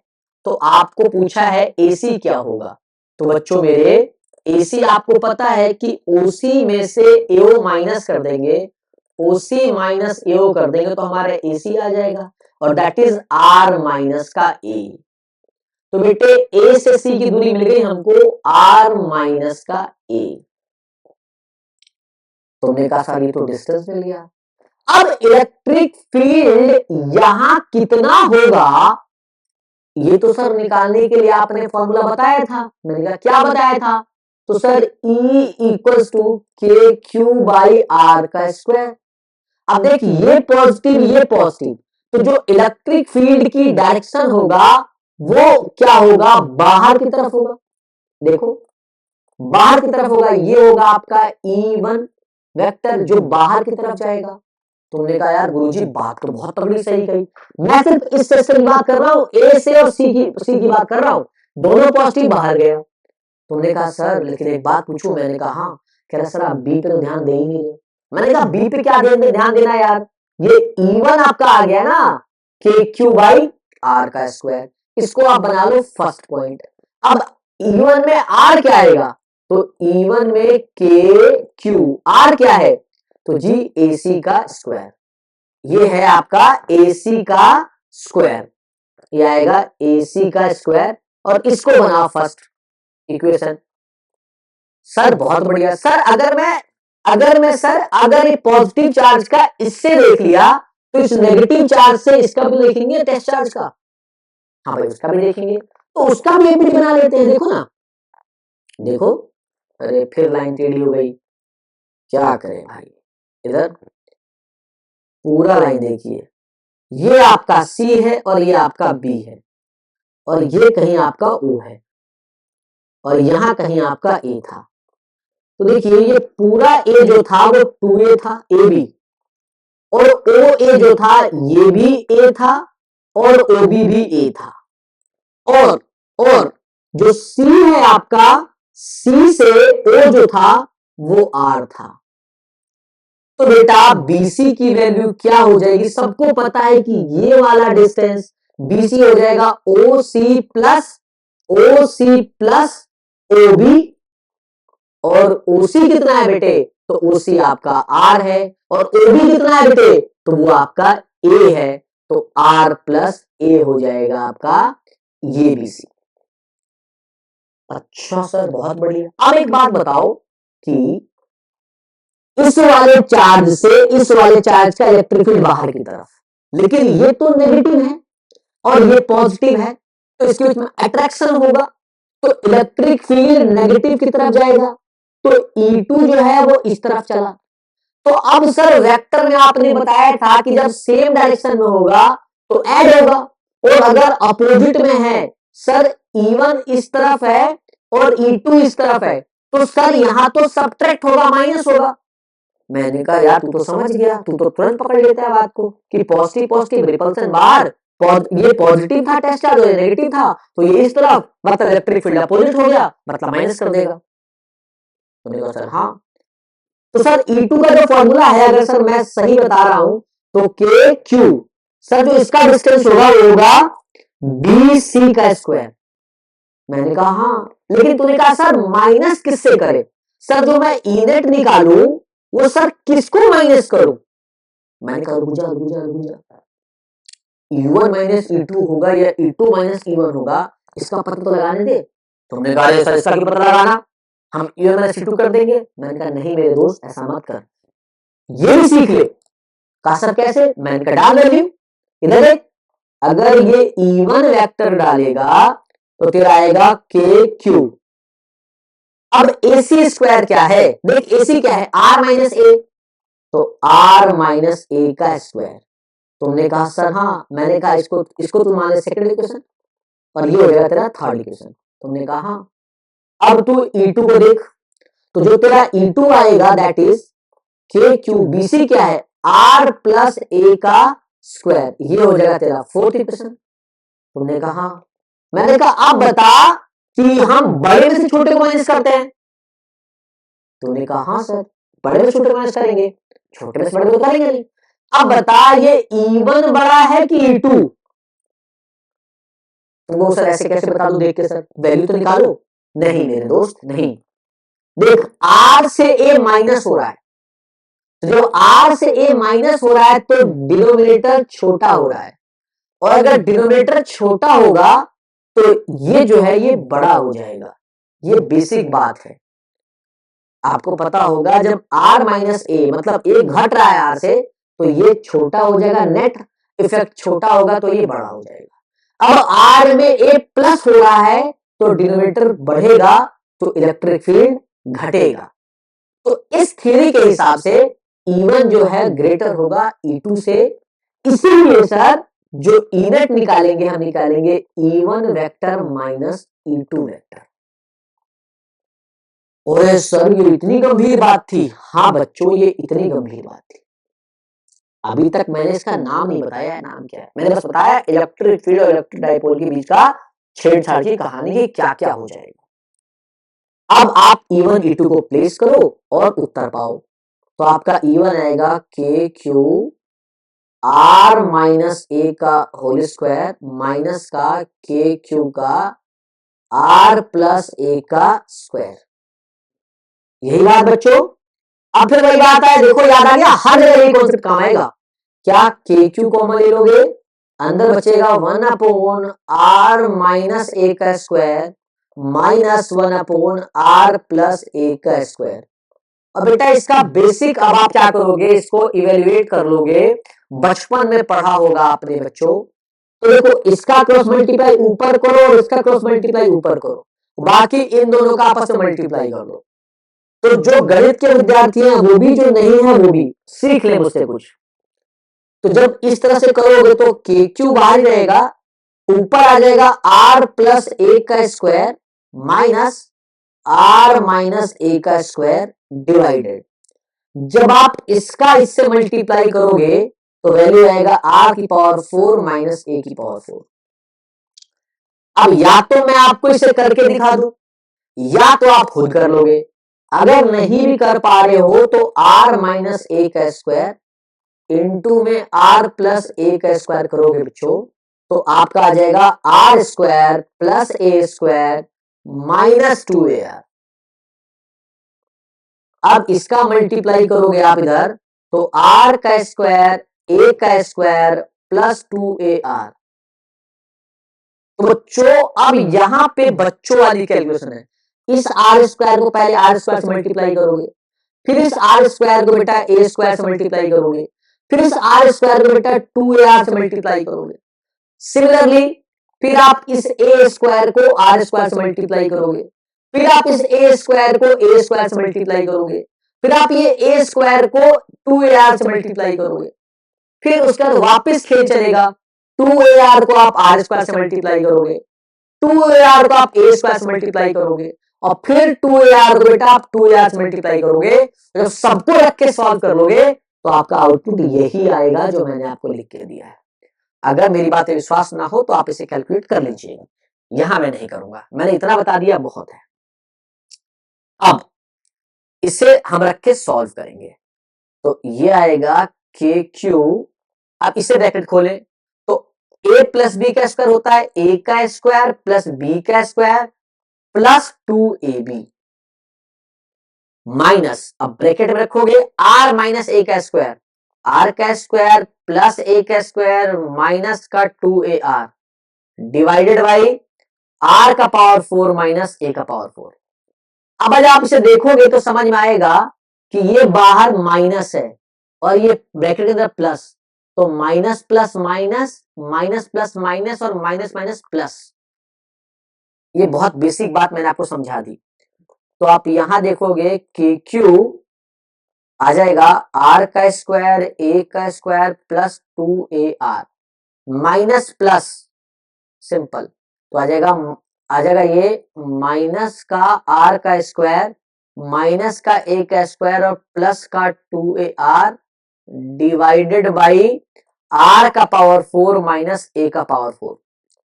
अब आप क्या करोगे, R square plus R square minus A square plus A square minus, और ये 2ar और 2ar आपस में क्या होगा, गणित के हिसाब से ये ऐड हो जाएगा और के क्यू हो जाएगा 4ar और नीचे आ जाएगा r की पावर 4 माइनस ए की पावर 4।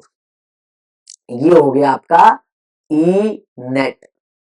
अब मैं यहां से बच्चों को कुछ बताता चलूंगा, मेरी बात बच्चे ध्यान से सुनेंगे, बहुत कुछ सीख लेंगे यहां से। अब क्योंकि हमें तो इलेक्ट्रिक फील्ड छेड़ा गया था डाइपोल के टर्म्स में, तो हम जो फॉर्मूला बनाएंगे उसमें डाइपोल दिखना चाहिए कि कितना इलेक्ट्रिक फील्ड हो रहा है डाइपोल के आसपास। तो के एज इट इज छोड़ दो। अब ये 4 है, इस 4 को कोई भी मैं लिख दूं 2 इंटू 2 तो कोई परेशान नहीं होगा। एक Q है, एक A है और एक R है, नीचे आएगा R की पावर 4 माइनस A की पावर 4। अब ये बात किस बच्चे को नहीं पता कि 2QA, याद करो P क्या होता था, Q इंटू 2A। अरे तो जो मल्टीप्लाई में है तो Q इंटू 2A या 2QA एक ही बात हो गया। तो क्या यहां आ जाएगा 2K और इस पूरे का मतलब P और R अपॉन R का पावर 4 माइनस A का पावर 4। सर नहीं समझा इसका मतलब, समझा देते हैं अभी आपको। ये हो जाएगा 2K, P जो है वो dipole moment, R upon R का पावर 4 माइनस A का पावर 4। अब एक्चुअली में ये ई नेट तो है, बिल्कुल ही नेट है, और कई बच्चों को ये विश्वास नहीं होगा कि आपको पता है 2023 के अंदर ये डायरेक्ट इसी फॉर्मूले पे नीट में सवाल आया था, इसी केस के ऊपर आया था 2023 में, नीट के ऊपर डायरेक्ट क्वेश्चन था। नीट 2023 में डायरेक्ट क्वेश्चन था इस फॉर्मूले के ऊपर।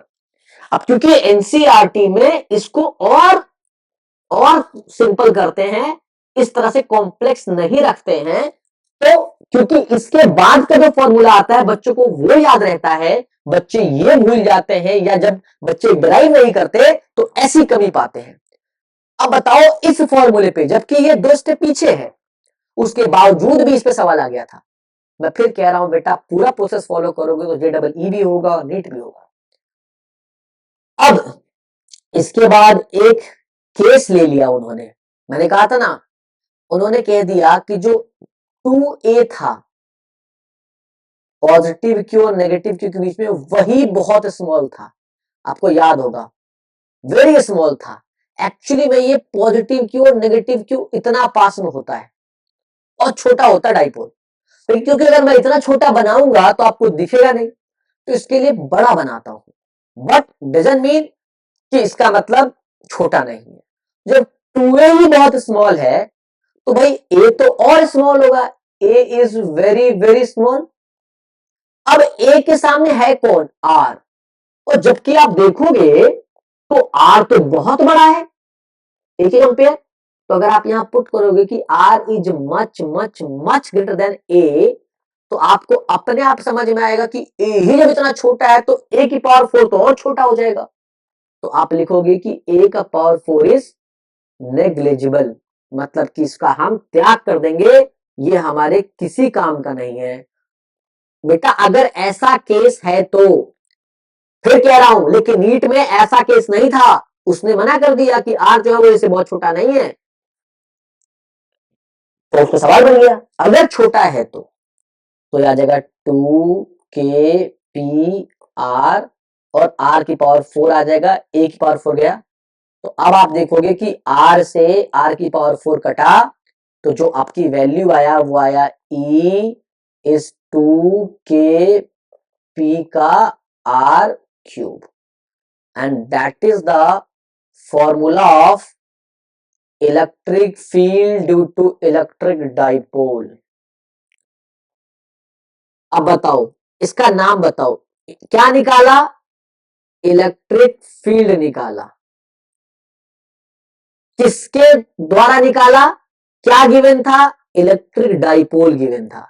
तो electric field due to electric dipole कहां पे निकाला? तो एट एक्सियल लाइन। कहां पे निकाला था? तो एक्सियल लाइन पे। टू डिटरमाइन मतलब कि इलेक्ट्रिक फील्ड निकालना था। To determine electric field due to, किसकी वजह से? Electric dipole. देखो फॉर्मूले में दिखा, एट कहां पे? तो एक्सियल लाइन पे। ये 3 नंबर में ड्राइव कराएगा आपसे, बिल्कुल ड्राइव कराएगा, बिल्कुल डैम श्योर की कराएगा अगर आया। दूसरा, अब इसमें बना लेते हैं ग्राफ। 1 नंबर में इसका ग्राफ भी पूछता है। तो अब देखो इलेक्ट्रिक फील्ड और रेडियस के बीच का ग्राफ क्या होगा। ये E है और ये R है। अब रिलेशन कैसा है? So inversely proportional to R cube. तो ग्राफ ऐसे हो जाएगा। ये ग्राफ ऐसे बनेगा, जैसे जैसे आप आर को बढ़ाओगे ई की वैल्यू घटते जाएगा, इस तरह से इनवर्सली रिलेशन है। और आपको एक बात और बता दूं, चाहे एक्सियल पे बोले या इक्वेटोरियल पे, ग्राफ सेम बनेगा। मैं दूसरा पढ़ाऊंगा वहां भी ग्राफ सेम बनेगा। क्यों? क्योंकि इलेक्ट्रिक फील्ड रेडियस के इनवर्सली प्रोपोर्शनल ही होगा वहां। तो ग्राफ बहुत कॉमन है, चाहे एक्सियल के लिए बोले चाहे इक्वेटोरियल के लिए बोले। तो अब एक्सियल के लिए आप इस चीज को पढ़ चुके हो, यहां पे एक्सियल आपका आ चुका है। दैट इज द, मैंने बताया, to determine electric field due to electric dipole at axial line. Similarly आपका example number 110 NCERT example, NCERT example 1.10 1.10 का एग्जाम्पल का ए पार्ट आपका एक्सियल लाइन पे है और जो बी पार्ट है वो इक्वेटोरियल लाइन पे न्यूमेरिकल है। वो जो न्यूमेरिकल है वो इतने पे है। एग्जाम्पल आप वो चाहो तो कर सकते हो, नहीं कर पाते हो तो भी आप मुझे बता सकते हो, मैं बता दूंगा। मैं इस चीज से भाग नहीं रहा हूं, बिल्कुल भी नहीं भाग रहा। आई होप आपको समझ में आ रहा है मैं क्या कहने की कोशिश कर रहा हूं। सो एनसीईआरटी के हिसाब से एग्जाम्पल नंबर, अब नई बुक में क्या है इतना मुझे आइडिया नहीं होगा, मैं नई बुक नहीं देखी ज्यादा। चलो बच्चों, मैं ये कह रहा था कि जो ये एग्जाम्पल 1.10 जो मैंने बोला था आपको, आप कर लीजिएगा। ये कोशिश कर रहा हूं कि मैं ही करा देता हूं 1.10 एग्जाम्पल आपको, क्योंकि हर चीज आप मेरे ही आसरे पे हैं तो मैं करा देता हूँ। देखिए 1.10 का एग्जाम्पल जो क्वेश्चन कह रहा है वो कह रहा है दो चार्ज है, एक पॉजिटिव क्यू और एक नेगेटिव क्यू चार्ज जो है उसके बीच का जो दूरी है बेटा वो आपको 5 mm दिया हुआ है। एग्जैक्ट वही क्वेश्चन है जो मैं आपको करा रहा हूँ। और ये 10 माइक्रोकूलम चार्ज प्लस में है और 10 माइक्रोकूलम चार्ज नेगेटिव है। मतलब कि दोनों चार्ज आपको दिया हुआ है और दोनों चार्ज का मैग्नीट्यूड सेम है, पोलैरिटी अपोजिट है और बीच की डिस्टेंस देखो बेटा बहुत छोटी दी हुई है 5 mm। अब आपसे ये दो सवाल पूछेगा ए और बी। कहे आप इसमें ये कह रहा है कि पॉजिटिव क्यू से, है ना, पॉजिटिव क्यू की तरफ से एक कोई टेस्ट चार्ज क्यू रखा हुआ है ना, वो सेंटर से, याद रखिएगा आपको याद होगा, मिड पॉइंट से वो 15 सेंटीमीटर दूर प्लेस्ड है। 15 सेंटीमीटर वो दूर प्लेस्ड है। कौन? ये टेस्ट चार्ज। तो कहेगा बताओ कितना इलेक्ट्रिक फील्ड होगा। अब ये तो एक्सियल का सवाल है, क्योंकि अगर हॉरिजॉन्टल है तो एक्सियल लाइन में है, आपको क्वेश्चन यही बोलेगा। तो सीधा लगा देना 2kp अपॉन आर का क्यू। अब आर तो आपको दिया है 15 centimetre. So first of all क्या करना है, कन्वर्ट इनटू मीटर। तो सेंटीमीटर दिया है तो मीटर में कन्वर्ट करोगे। अब ये देखना हमको पी निकालना है। बच्चे गलती क्या करते हैं कि उनको लगता है यार ये डायरेक्ट फॉर्मूला कैसे लगा दें। भाई पी आपको पता है Q इंटू 2A होता है और Q जो है आपको दिया है 10 माइक्रोकूलम। सो Q को आप कन्वर्ट कर लोगे 10 इंटू 10 का पावर -6 कूलम और आप यहां लिखोगे। और जो आपका 2A है वो 5 mm है, तो जो 2A है वो आपका 5 mm है, तो इसको भी कन्वर्ट करोगे तो 5 इंटू 10 का पावर -3 हो जाएगा।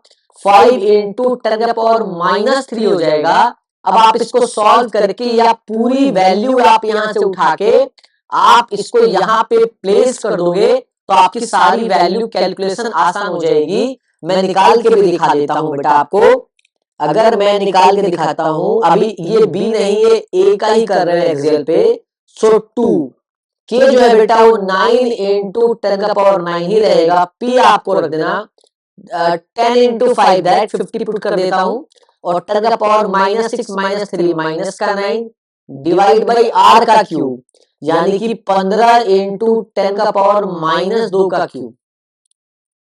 तो आपको समझ में आ जाएगा बेटा कि 10 का पावर प्लस में 9, 10 का पावर माइनस में 9 कैंसिल ईच अदर। तो ऊपर जो आएगा बेटा आएगा 2 इंटू 9 इंटू 50 और जो नीचे आएगा 15 का क्यूब, 15 का क्यूब इंटू में 10 का पावर -6। तो 15 का स्क्वायर होता है 225। तो आप इसको इस तरह से सॉल्व कर लो कि 15 का स्क्वायर होता है 225 इंटू 15। अब 10 का पावर -6 बोला है, ऊपर जाके 10 का पावर 6 हो जाएगा। तो आप इसको थोड़ा सा कैलकुलेट करोगे तो आपको आ जाएगा ये 50 है और ये 15 है। तो कैसे करोगे, 15 3 या 45 होता है, लेकिन 5 10 या 50, 5 3 या 15 और 3 3 या 9। अब अगर आप इसको भी कैलकुलेट करोगे तो ये आ जाएगा 3 2 या 6 इंटू 10 60 60 10 का पावर 6 और 225। अब आप इसको काटोगे तो 15 15 4 जा 60 और 15 15 15 4 60 15 15 जा 225। अब ये रहेगा आपको 4/15 इंटू 10 पावर 6। आप और करोगे एक जीरो दे दोगे इसको तो ये हो जाएगा 40 इंटू 10 का पावर 5 का 15 और 15 इसको काटोगे तो आएगा 5 8 जा 15, 5 8 जा 40 और 5 3 जा आपको आ जाएगा 15। तो अगर आप तो थोड़ा सा और कैलकुलेट करोगे समथिंग तो कुछ ये 8/3 इंटू 10 का पावर 5 आएगा। 3 2 जा 6 2 पॉइंट फिर बचेगा 2 तो 3 6 जा 18 फिर 2 बचेगा, कुछ इतना आपका आंसर आ जाएगा। और ई एक्सियल बोला है तो इसका जो यूनिट आएगा वो न्यूटन पर कूलम आ जाएगा। इस तरह से आप सॉल्व कर लोगे तो आपका 3 मार्क्स मिल जाएगा बेटे। तो ये आप चाहे एक्सेल के लिए कर लो, मैंने आपको एग्जांपल लगा दिया है, ठीक है बेटे। अब आपने एक्सेल पे सारा सवाल कर लिया बच्चों, तो आप अब पूरा जैसे कि देख सकते हो कि मैंने क्या क्या पढ़ाया। देखो शुरुआत से अगर आप देखो तो मैंने ग्राफ भी करा दिया, फिर मैंने ये सारी चीजें करा दी। तो जो आज का लेक्चर का इंपॉर्टेंट पार्ट था बच्चों, वो था इलेक्ट्रिक फील्ड निकालना। जैसे ही आपने इलेक्ट्रिक फील्ड निकालना सीखा, वैसे ही आप इलेक्ट्रिक डाइपोल निकालना सीख गए। और सिमिलरली जैसे आप इलेक्ट्रिक डाइपोल निकालना सीख गए, आप इलेक्ट्रिक फील्ड और इलेक्ट्रिक डाइपोल दोनों के साथ खेलने के लिए आप तैयार गए। और फिर आपको दोनों के बीच में मैंने एक गेम करवा दिया। अब आपने जो गेम करवाया था वो एक्सियल वाला गेम था, एक्सियल वाला गेम था। अब जो आपका गेम होगा बेटा वो होगा इक्वेटोरियल वाला गेम। बिल्कुल इक्वेटोरियल गेम होगा। आप इक्वेटोरियल गेम शुरू करते हैं आपके साथ, ठीक। मैं यहां से कर लेता हूं इक्वेटोरियल गेम, ठीक है। रास्ते में जो आएगा उसको हम रास्ते से हटाते चलेंगे। अब इक्वेटोरियल में देखो, फिर क्या लेंगे, हम इलेक्ट्रिक डाइपोल लेंगे। बड़ा आसान कॉन्सेप्ट है, बिल्कुल आसान। बीच की जो दूरी है that is 2a, that is 2a। और अब आपको पता है कि इक्वेटर पे डालना है, तो इक्वेटर बेटा ऐसे क्या होगा, इस तरह से ऊपर या नीचे। तो एनसीईआरटी में ऊपर लेके किया है, आप नीचे लेके भी कर सकते हो, उसमें ट्रायंगल बनेगा, इसमें कोई रॉकेट साइंस नहीं है, सिंपल। तो आप ऊपर क्या करो, एक टेस्ट चार्ज प्लेस कर दो Q। तो जैसे ही आप टेस्ट चार्ज प्लेस कर दोगे तो वो कहां से होता है, वो मिड पॉइंट से होता है। और मिड पॉइंट ये O है, O। तो जैसे मिड पॉइंट से लेके जाओगे तो ये A हो जाएगा और ये भी A हो जाएगा। और जो टेस्ट चार्ज प्लेस होता है वो मिड पॉइंट से होता है, तो मिड पॉइंट से जो इसकी दूरी हो जाएगी बेटा वो कैपिटल R हो जाएगी। बहुत कलरफुल पेन का यूज कर रहा हूं, घबराने की आवश्यकता बिल्कुल नहीं है। अब आपने इसका नाम A रखा था, इसका नाम B रखा था, इसका नाम C रखा था, अगर आपको याद है। और ये तो O था मिड पॉइंट। तो अब आप इन दोनों लाइन को जब ऐड करो, अच्छा सॉरी सॉरी सॉरी, थोड़ा सा मैं इसको एक बार सही से बना देता हूं। जब आप इस लाइन को थोड़ा सा आप बेटे क्या करेंगे कि आप इसके साथ मर्ज करेंगे, तो देखिए अब सिमिलरली आप इसको इस तरह से यहाँ पे आप मीट करा देंगे। तो देखिए इस पॉजिटिव क्यू के कारण इस पॉजिटिव क्यू, क्योंकि ये टेस्ट चार्ज है, तो यहां पे भी बेटा आपका रिपल्सन ही आएगा। ये इलेक्ट्रिक फील्ड का रिपल्सन आएगा। इसको अगर मैं E1 कहता हूं पॉजिटिव पॉजिटिव की वजह से, तो मेरे बच्चों आपको बात समझ में आएगा कि ये वाला तो नेगेटिव चार्ज था, ये तो नेगेटिव चार्ज था और ये वाला पॉजिटिव है। तो इनके बीच में यहां जो फोर्स लगेगा या इलेक्ट्रिक फील्ड होगा वो अट्रैक्टिव होगा इस तरफ से। तो फिर यहां मेरे बच्चे कहेंगे सर यहाँ फिर वेक्टर आ गया, कोई बड़ी बात नहीं है, आसान है। अब आपको क्या करना है, E1 का वैल्यू निकालना है और E2 का वैल्यू निकालना है। अरे दोनों वैल्यू निकाल के थीटा आपको दे देगा, मैं वो भी अभी निकलवा देता हूं। देखो बच्चों, अगर ये वाला लाइन अगर A है और ये वाला लाइन अगर R है, और चूंकि ये मिड पॉइंट पर लाइन है तो ये परपेंडिकुलर होगा इधर से भी और इधर से भी। तो इस वाले ट्राइंगल को ध्यान से देखोगे, अगर आप इस ट्रायंगल को आप ध्यान से देखोगे तो ये राइट एंगल ट्रायंगल दिखेगा। In right angle triangle AOC, तो जो AC का स्क्वायर होगा यानी कि हाइपोटेन्यूज का स्क्वायर होगा, वो परपेंडिकुलर का स्क्वायर और बेस का स्क्वायर होगा। तो यानी कि जो AC स्क्वायर आएगा वो रूट में ये वाला कैपिटल R का स्क्वायर प्लस A का स्क्वायर। अब जैसे ही मैंने AC का स्क्वायर निकाला, अभी तो स्क्वायर नहीं तो AC निकाला है, सॉरी, तो स्क्वायर क्यों लगाना है, अभी तो AC। तो अगर सिर्फ AC निकालोगे तो रूट में आ जाएगा R का स्क्वायर प्लस A का स्क्वायर। अब जिन बच्चों ने देखा कि यार ट्रायंगल AOC में AO सेम है और OC सेम है, वो बच्चे वापस कहेंगे सर एक बात कहनी थी मैंने, कहो बेटा। तो सर ये वाला ट्रायंगल भी तो सर राइट एंगल ट्रायंगल ही है, मैंने कौन सा, तो in triangle BOC right angle triangle. तो यहां पे भी जो BC आएगा सर वो रूट में R का स्क्वायर प्लस A का स्क्वायर तो आएगा। बच्चों जिसको नहीं आया आपके लिए एबिलिटी वापस बनाया, देखो अब अगर ये वाला R है ये वाला A है बच्चों, तो ये ऑब्वियस सी बात है R का स्क्वायर प्लस A का स्क्वायर ही होगा। मैंने बहुत प्यार से समझा दिया। फिर भी तो AC और BC का आपको क्या मिल गया बेटा, इलेक्ट्रिक फील्ड निकालने के लिए के क्यू बाई आर का स्क्वायर चाहिए होता है। तो चार्ज तो सेम है दोनों पे और क्यू भी सेम है, बस R1 R2 अलग अलग है। तो E1 अगर आप निकालोगे तो के क्यू और R जो है यहाँ पे AC का स्क्वायर आएगा और AC आपका रूट में R square plus A square है और उसका स्क्वायर निकालोगे तो के क्यू R का स्क्वायर प्लस A का स्क्वायर आएगा। सिमिलरली अगर आप E2 निकालोगे तो ये भी यही आएगा के क्यू आर का स्क्वायर प्लस ए का स्क्वायर। सर यहाँ पे तो दोनों इलेक्ट्रिक फील्ड सेम आ रहा है। हाँ बेटा, ट्रायंगल की वजह से देखो दोनों का साइड जो है बेटे वो सेम है और दोनों पे चार्ज सेम है, इसीलिए यहाँ पे आप देखोगे तो पाओगे कि जो E1 है that is equals to E2। लेकिन यहाँ एक रॉकेट साइंस है जिसको समझना बड़ा आसान है। लेकिन सर इसके बीच में तो एक एंगल बन रहा है। सर मैंने कहा बन तो रहा है, बहुत अच्छी बात है। अब इसी चीज को डिस्कस करेंगे। ये देखो ये गया E1 और देखो बच्चा ये जो आया वो आया E2। बहुत सिंपल समझना है। अब देखो यहां से ये E1 गया और यहां से ये E2 आया। अब थोड़ा समझेंगे तो आपको समझ में आ जाएगा सारी कहानी। याद करो इलेक्ट्रिक डाइपोल की एक डायरेक्शन होती थी। अब आपको डायरेक्शन कहां आएगा? तो इलेक्ट्रिक फील्ड की डायरेक्शन अगर ये पॉजिटिव क्यू है और ये नेगेटिव क्यू है तो इलेक्ट्रिक फील्ड डायरेक्शन नेगेटिव से पॉजिटिव जाती है, ये बात आपको पता होना चाहिए। मैं एरो बना दे रहा हूं और समझाने को, हालांकि यहां काम नहीं आएगा लेकिन फिर भी समझा रहा हूं।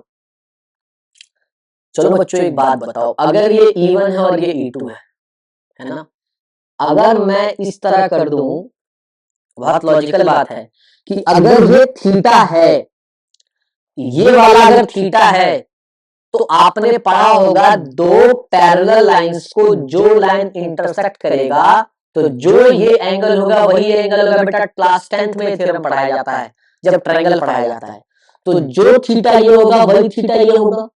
अब इलेक्ट्रिक फील्ड क्योंकि ये वेक्टर क्वांटिटी है तो इसका अगर आप किसी भी वेक्टर के पास अब थीटा देते हो तो जो थीटा के साथ होता है वो कॉस थीटा हो जाता है और जो इसके ऊपर होता है बेटा वो E1 साइन थीटा हो जाएगा। और सिमिलरली अगर आपने ये वाला थीटा माना है तो ऑल्टरनेट अपोजिट एंगल ये थीटा हो जाएगा। अब ये भी E2 है, ये थीटा के पास है तो ये E2 कॉस थीटा हो जाएगा। बेटे मैंने बोला ये वेक्टर है, अगर आपको वेक्टर नहीं आता है तो प्लीज गो एंड वॉच, आपके लिए डाला हुआ वेक्टर का लेक्चर है।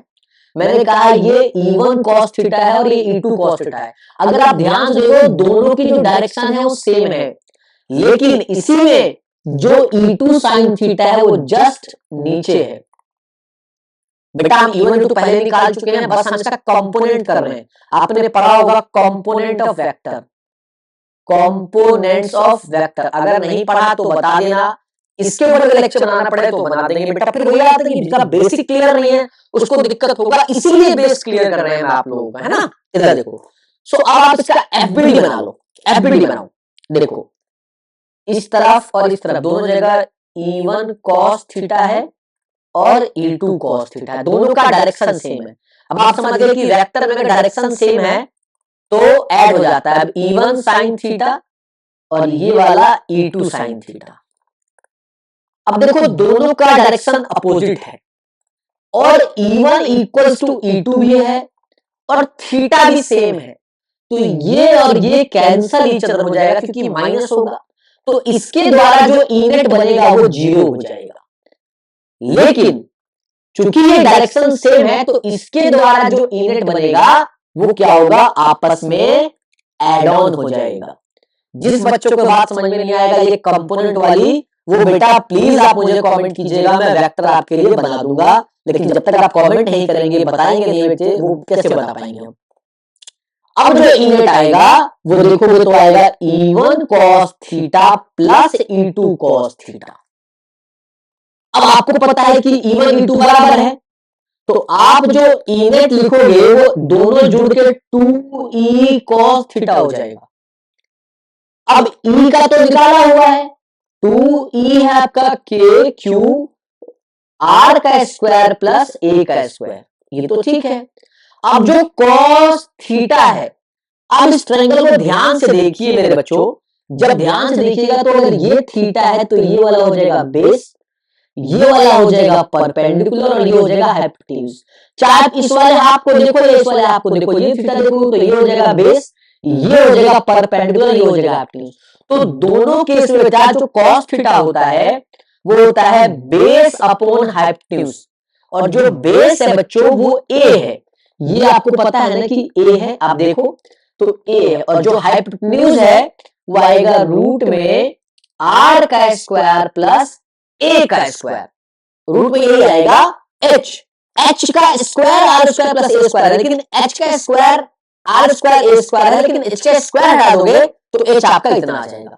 तो अगर मैं यहाँ cos थीटा के बदले अगर वैल्यू डालूं 2 इंटू के क्यू अपॉन आर का स्क्वायर प्लस ए का स्क्वायर, और बच्चों मैं यहाँ cos थीटा में अगर मैं पुट कर दूं a अपॉन रूट में आर का स्क्वायर प्लस ए का स्क्वायर। अब यहां मेरे गणित के विद्यार्थी जानते हैं सर हम रूट एक्स को x की पावर 1/2 कहते हैं सर, तो इस 1/2 को मैं अगर यहाँ पुट करूं तो ये हमारा हो जाएगा 2 क्यू अपॉन आर का स्क्वायर ए का square A upon R square A square का पावर 1/2। अब देखो ये पावर 1 है और ये पावर 1/2 है, देखो दोनों का बेस सेम है तो पावर ऐड हो जाता है, पढ़ा होगा x डॉट x के पावर 1/2, ये 1 है, अगर x कुछ नहीं है तो पावर 1 होगा, तो ये आपस में जो जो बेस है वो सेम आ जाता है, पावर आपस में ऐड हो जाता है, तो 1 प्लस 1/2 जो होता है बेटा वो 3/2 हो जाता है। सिमिलरली यहां भी यही होगा, तो आ जाएगा 2k³ into a upon r का स्क्वायर प्लस a का स्क्वायर इज 3/2। ये बेटा हो गया आपका ई नेट। मैंने फिर कहा बच्चों आपको इसमें थोड़ा सा जुगाड़ फिर लगाना पड़ेगा और आपको समझ में आ जाएगा कि देखो फिर मैं ई नेट किसको देख के निकाल रहा था, फिर मैं ई नेट किसको देख के निकाल रहा था, तो सर इलेक्ट्रिक डाइपोल को देख के निकाल रहा था। पूरा सिस्टम देखोगे ना तो इलेक्ट्रिक डाइपोल मिलेगा, तो सर इसमें पी कहां है, अच्छा मैं के को बाहर निकाल लेता हूं, तो 2a इंटू क्यू ही तो है ये सर, हाँ अपॉन आर का स्क्वायर प्लस ए का स्क्वायर का 3/2।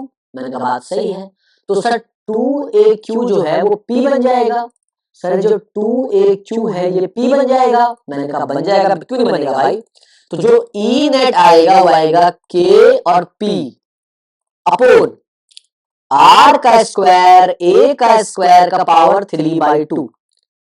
अब फिर इफ केस ले लिया आपने कि यहां भी अगर R much much much greater than A है, तो इस केस में फिर क्या होगा, ए का स्क्वायर नेग्लिजिबल हो जाएगा, तो जो आपका ई नेट आएगा दैट इज के पी अपॉन आर स्क्वायर का 3/2, क्योंकि ए स्क्वायर खत्म, तो देखो स्क्वायर से ये खत्म हो जाएगा, तो आ जाएगा के पी बाई आर का क्यूब।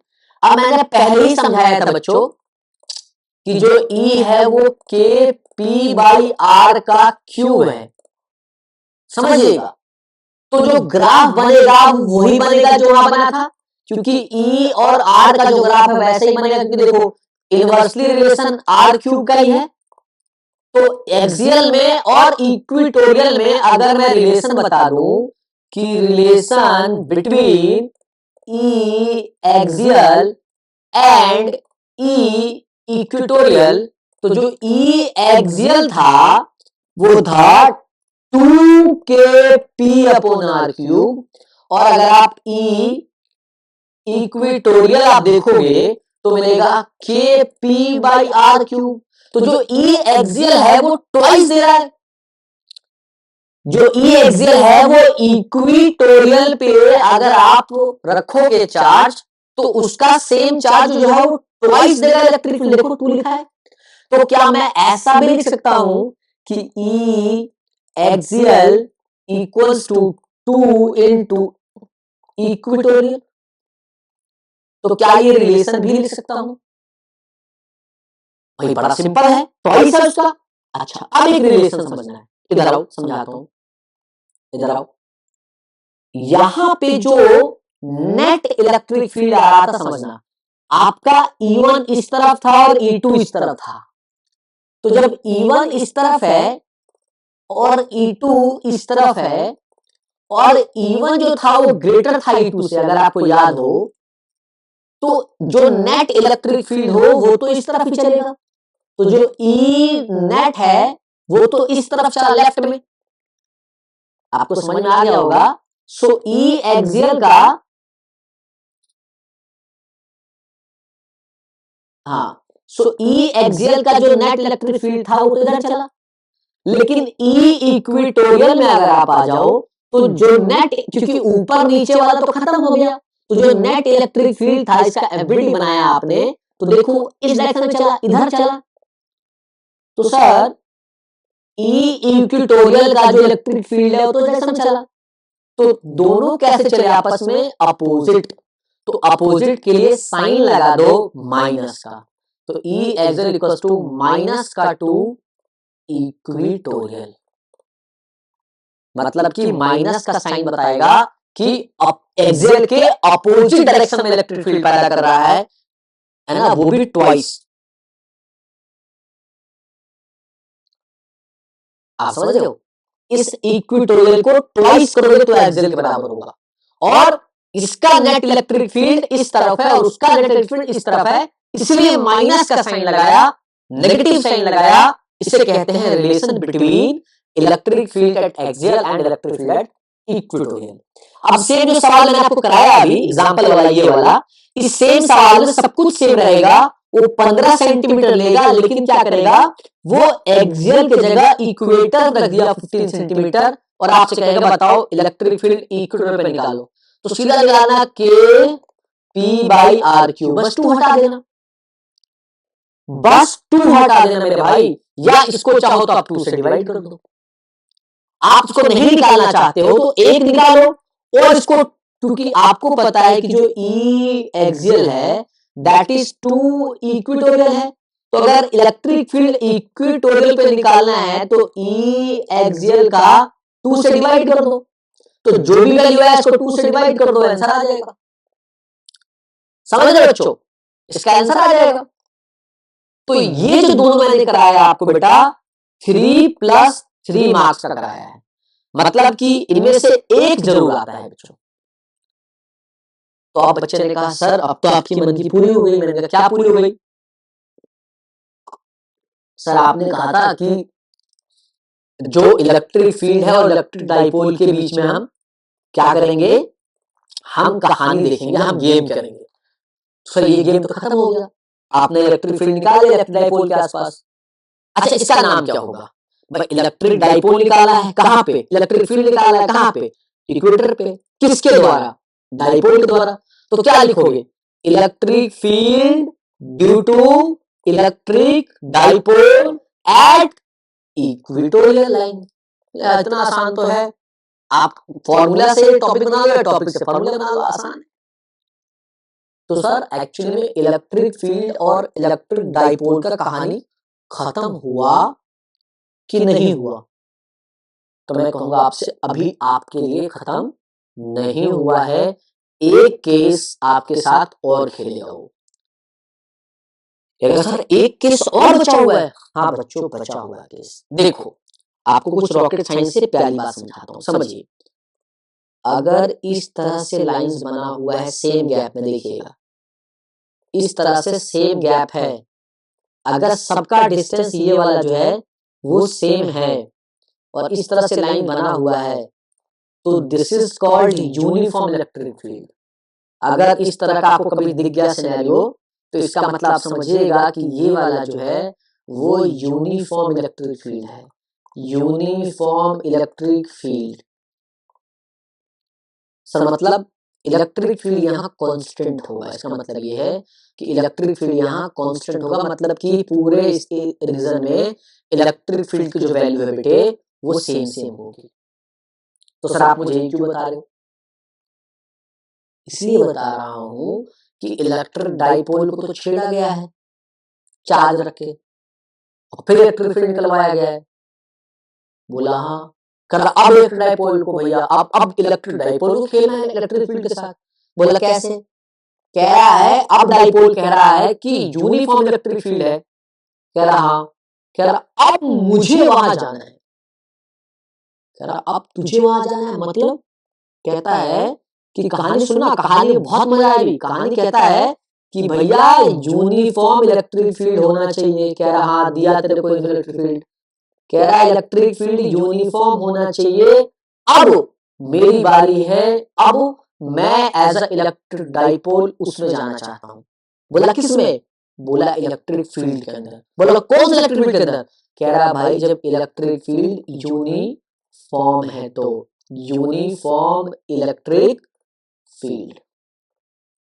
तो जब यूनिफॉर्म इलेक्ट्रिक फील्ड के अंदर इलेक्ट्रिक डाइपोल खुद को प्लेस करना चाह रहा है तो लोगों ने कहा कि भाई तुझे कैसे प्लेस करें? तो उसने बताया कि सबसे पहले तो आप मुझे, अब इसके पीछे कॉन्सिक्वेंस है, अब ये भी एक अलग खेल है।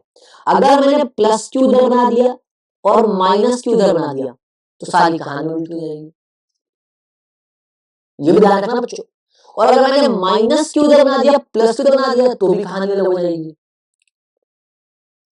हाँ बच्चों हाँ होगा, दिखाता हूं कैसे। देखो मान लो कि मैं यहाँ प्लस नहीं बना रहा हूं, मैं यहाँ माइनस और फिर प्लस बना रहा हूं। देखो ये इस तरह से बनाया और ये इस तरह से बनाया।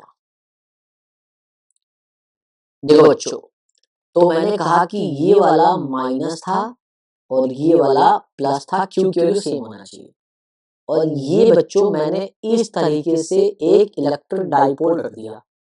कहा सर आपने इंक्लाइन क्यों रखा है? देखो ये नेगेटिव चार्ज है और ये पॉजिटिव चार्ज है, आपने इसको ऐसे क्यों रखा है? ये तो टू वे डिस्टेंस है तो ये तो यहां भी होगा टू वे डिस्टेंस। सर इसको आपने ऐसा क्यों नहीं रखा? सर आप ऐसे रख देते, अभी तो आपने रखा था ना ऐसे, तो आप ऐसे रख देते।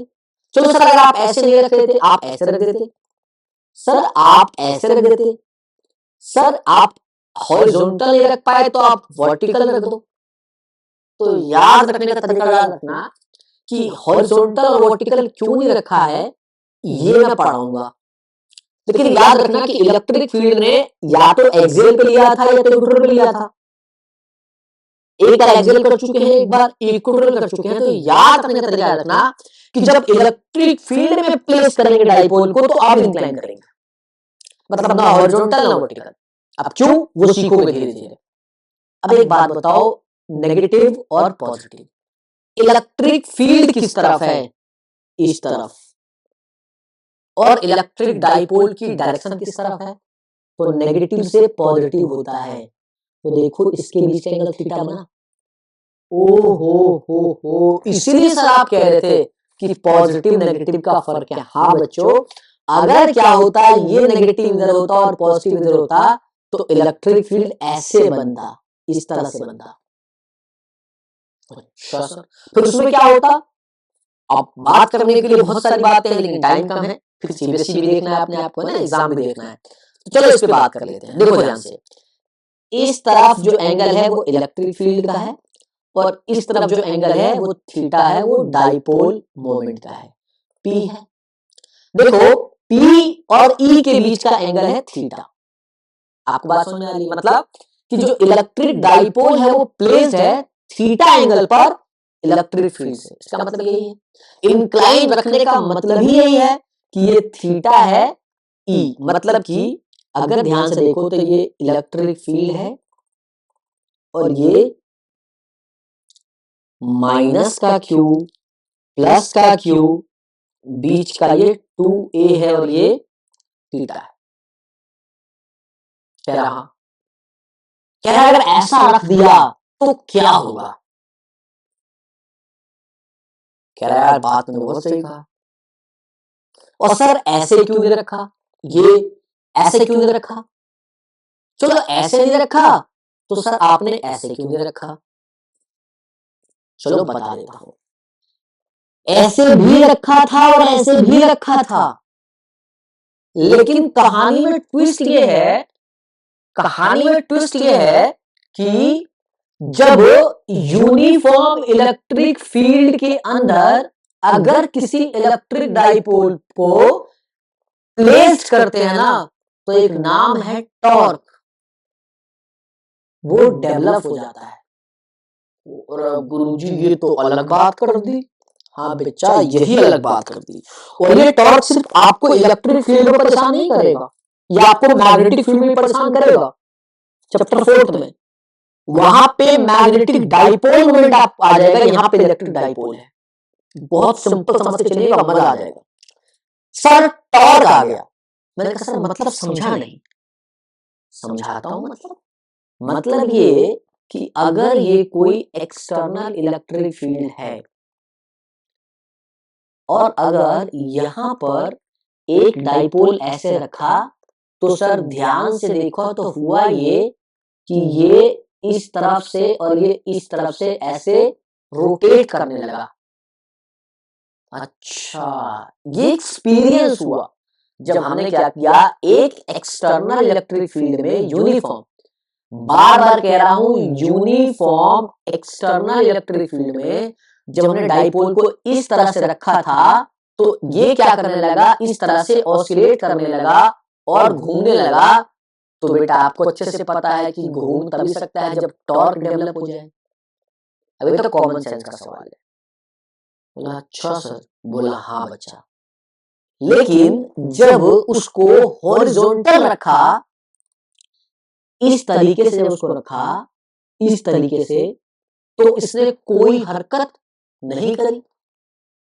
सर क्यों, कोई हरकत क्यों नहीं करी, बताऊंगा। इसीलिए इसको नहीं रखा। अच्छा सर जरा बताओ ना, सर बताओ ना, बड़ा मजा आ रहा है, बताओ सर कैसे होगा, बताओ टॉर्क बताओ। टॉर्क पे आओ। क्या टॉर्क का फॉर्मूला पढ़ा है आपने 11th में, R perpendicular cross F. Sir R cross F तो पढ़ा है, लेकिन सर आर परपेंडिकुलर थोड़ा समझ में नहीं आ रहा है। बेटा फिर 11th में जाके पढ़ना पड़ेगा। किसी ने बोल दिया सर मैंने तो पढ़ा था कि एफ क्रॉस आर वेक्टर, तो सर क्या ये गलत है? नहीं, सही ये भी है, सही ये भी है। बस फर्क ये है कि यहाँ परपेंडिकुलर साइन लगा दो और यहाँ माइनस लगा दो। अरे सर माइनस क्यों? क्योंकि क्रॉस प्रोडक्ट में मैंने पढ़ाया था ए क्रॉस बी जो है वो बी क्रॉस ए के इक्वल नहीं होता, वो ए क्रॉस बी जो होता है वो माइनस का बी क्रॉस ए के बराबर होता है। अब ये समझना है तो आप मेरे वेक्टर वाले लेक्चर को जाकर देख लीजिए, आपको समझ में आ जाएगा। फिलहाल टॉर्क जो होता है वो आर परपेंडिकुलर क्रॉस एफ होता है, और वेक्टर में जब क्रॉस आता है तो वो साथ में साइन थीटा लाता है, और जब डॉट होता है तो कॉस थीटा लाता है। तो A B sine theta, A cross B जो होता है वो ए बी साइन थीटा, साथ में एन कैप आता है। एन कैप बताता है डायरेक्शन को, ए बी साइन थीटा बताता है मैग्नीट्यूड को, और जो एन कैप है बताता है डायरेक्शन को। अब ए क्रॉस बी को आप वेक्टर प्रोडक्ट भी कहते हो, वेक्टर प्रोडक्ट भी कहते हो, तो इसीलिए कहते हो क्योंकि ये मैग्नीट्यूड के साथ साथ डायरेक्शन को भी बताता है। देखो कितना बेसिक है, एक टॉर्क पढ़ाने के लिए मुझे क्या क्या पढ़ाना पड़ रहा है, अब इसके बिना तो पॉसिबल है नहीं। तो ए क्रॉस बी अगर ए बी साइन थीटा है, तो सर इसका मतलब जो टॉर्क होगा आपका वो होगा आर एफ साइन थीटा। मैंने कहा जी बच्चे, आर एफ साइन थीटा होगा आपका टॉर्क, क्योंकि ए क्रॉस बी होता है। सर इसमें आर परपेंडिकुलर का मतलब क्या है? मैंने कहा यही तो बात है, क्योंकि आर किस आर परपेंडिकुलर की वजह से ही तो साइन थीटा आएगा। अगर आर परपेंडिकुलर नहीं होगा तो फिर तो साइन थीटा का मतलब नहीं बनता। सर इसमें थीटा क्या है? भाई theta is the angle between R and F. अब आपके घर में दरवाजा है, गेट है ना? जब 11th में टॉर्क पढ़ाऊंगा आप उसको अच्छे से फोकस कीजिएगा, समझ में आ जाएगा, बता देंगे टॉर्क क्या है बेसिकली। बढ़िया, फिलहाल इस टॉपिक में रहिए। तो आर एफ के बीच का थीटा है। सर देखिए ये थीटा है सर और ये 2a है, लेकिन r तो परपेंडिकुलर होता है, तो ये होगा r परपेंडिकुलर। अच्छा सर, और f, तो आपको पता है कि अगर ये इलेक्ट्रिक फील्ड यूनिफॉर्म है, इसका मतलब ये E फिक्स होगा। तुमने कहा हाँ। और जो चार्ज आपने प्लेस किया डाइपोल में वो चार्ज भी फिक्स होगा। तुमने कहा हाँ। तो भाई यूनिफॉर्म इलेक्ट्रिक फील्ड में जो फोर्स निकालते हैं वो E इंटू क्यू से भी तो निकालते हैं। तो तुमने कहा हाँ। तो देखो तुम्हें R क्रॉस F मतलब R F चाहिए था, तुमको F तो मिल गया, F आ गया तुम्हारा E इंटू क्यू, और तुमको R चाहिए परपेंडिकुलर, या R चाहिए। तो ये R निकालने के लिए थोड़ा सा दिमाग लगाओगे तो देखो, ये अगर थीटा है और अगर ये 2 है तो ये तो बेस हो जाएगा थीटा है तो, और ये परपेंडिकुलर, और ये जो है वो परपेंडिकुलर, ये जो है वो हाइपोटेन्यूज हो जाएगा। अब आपको परपेंडिकुलर निकालना है, थीटा दिया है तो P बाई H जो होता है बेटा वो साइन थीटा होता है। अब सर आपने P बाई H क्यों लिया? अरे मूर्खो, क्योंकि P निकालना है और H गिवन है, H 2a है, तो P क्रॉस मल्टीप्लाई करोगे तो H साइन थीटा हो जाएगा और H के जगह 2a आ जाएगा, तो P equals to 2a sine theta हो जाएगा। तो ये जो परपेंडिकुलर है एक्चुअली में वही तो R है, R परपेंडिकुलर आ जाएगा 2a साइन थीटा। हाँ सर ये बात तो सही है। अब बता तेरा टॉर्क क्या था? R परपेंडिकुलर क्रॉस F था ना? बोला हाँ। तो तू देखना R परपेंडिकुलर तेरा आ गया ना 2a साइन थीटा, और जो तेरा F था वो आ गया P, जो तेरा F था वो आ गया E इंटू में Q। तूने अभी भी तो पढ़ा था F, ये देखो E इंटू में Q लगा दे यहाँ, E इंटू में Q। जब देखेगा तो तेरा टाउ आ जाएगा, देख इधर Q इंटू 2a और ये E और साथ में साइन थीटा। तो Q इंटू 2a तेरे को दिख रहा होगा P हो जाता है, मैं फिर बता दूं Q2a जो होता है वो P हो जाता है इलेक्ट्रिक डाइपोल मोमेंट या इलेक्ट्रिक डाइपोल कह लो, और ये E हो जाता है और ये साइन थीटा हो जाता है। इसका मतलब कि टाउ को अगर आप वेक्टर दिखाओगे तो PE sine theta P cross E हो जाता है। अगर A क्रॉस B A भी साइन थीटा हो सकता है, अगर A क्रॉस B A भी साइन थीटा हो सकता है, तो इसका रिवर्स भी तो हो सकता है कि P sine theta P cross E हो जाए। तो torque sir R cross F होता है और P क्रॉस E। हाँ भैया हाँ, बिल्कुल ऐसा ही हो सकता है, कोई दिक्कत नहीं। अगर आपने प्रिंसिपल ऑफ होमोजेनिटी पढ़ी होगी 11th में, तो आप वहां से भी निकाल सकते हो टॉर्क यहाँ क्या है आपका आर एफ साइन थीटा या आर परपेंडिकुलर एफ। तो आर का मीटर और फोर्स का न्यूटन, तो न्यूटन मीटर जो है वो आपका एसआई हो जाएगा टॉर्क का। अगर आप यहां से भी निकालोगे तो आपका जो इलेक्ट्रिक डाइपोल का यूनिट आता था कुलाम्ब मीटर, कुलाम्ब मीटर, और जो इलेक्ट्रिक फील्ड का यूनिट आता है वो था न्यूटन पर कूलम। तो कूलम से कूलम काटोगे तो देखो ये भी न्यूटन मीटर आ रहा है, मतलब दोनों का यूनिट सेम है। तो ये टॉर्क आपस में इक्वेट हो सकता है। अगर आप ऐसे भी चाहो तो ऐसे भी समझ सकते हो। सो जो टॉर्क है वो P क्रॉस ही आया। सर थोड़ा सा समझ में आ रहा है लेकिन सर पूरा नहीं आ रहा, चलो पूरा समझाते हैं। P क्रॉस E मतलब PE साइन थीटा। सर ये तो टॉर्क आया जब इंक्लाइन था, मैंने कहा अब अगर इंक्लाइन 45 डिग्री पे होगा तो साइन 45 डिग्री डालेंगे और P निकाल लेंगे, और E आपने दिया है तो टॉर्क निकाल लेंगे कितना टॉर्क आया। मैंने कहा वेरी गुड, तुमने तो पता लगा लिया।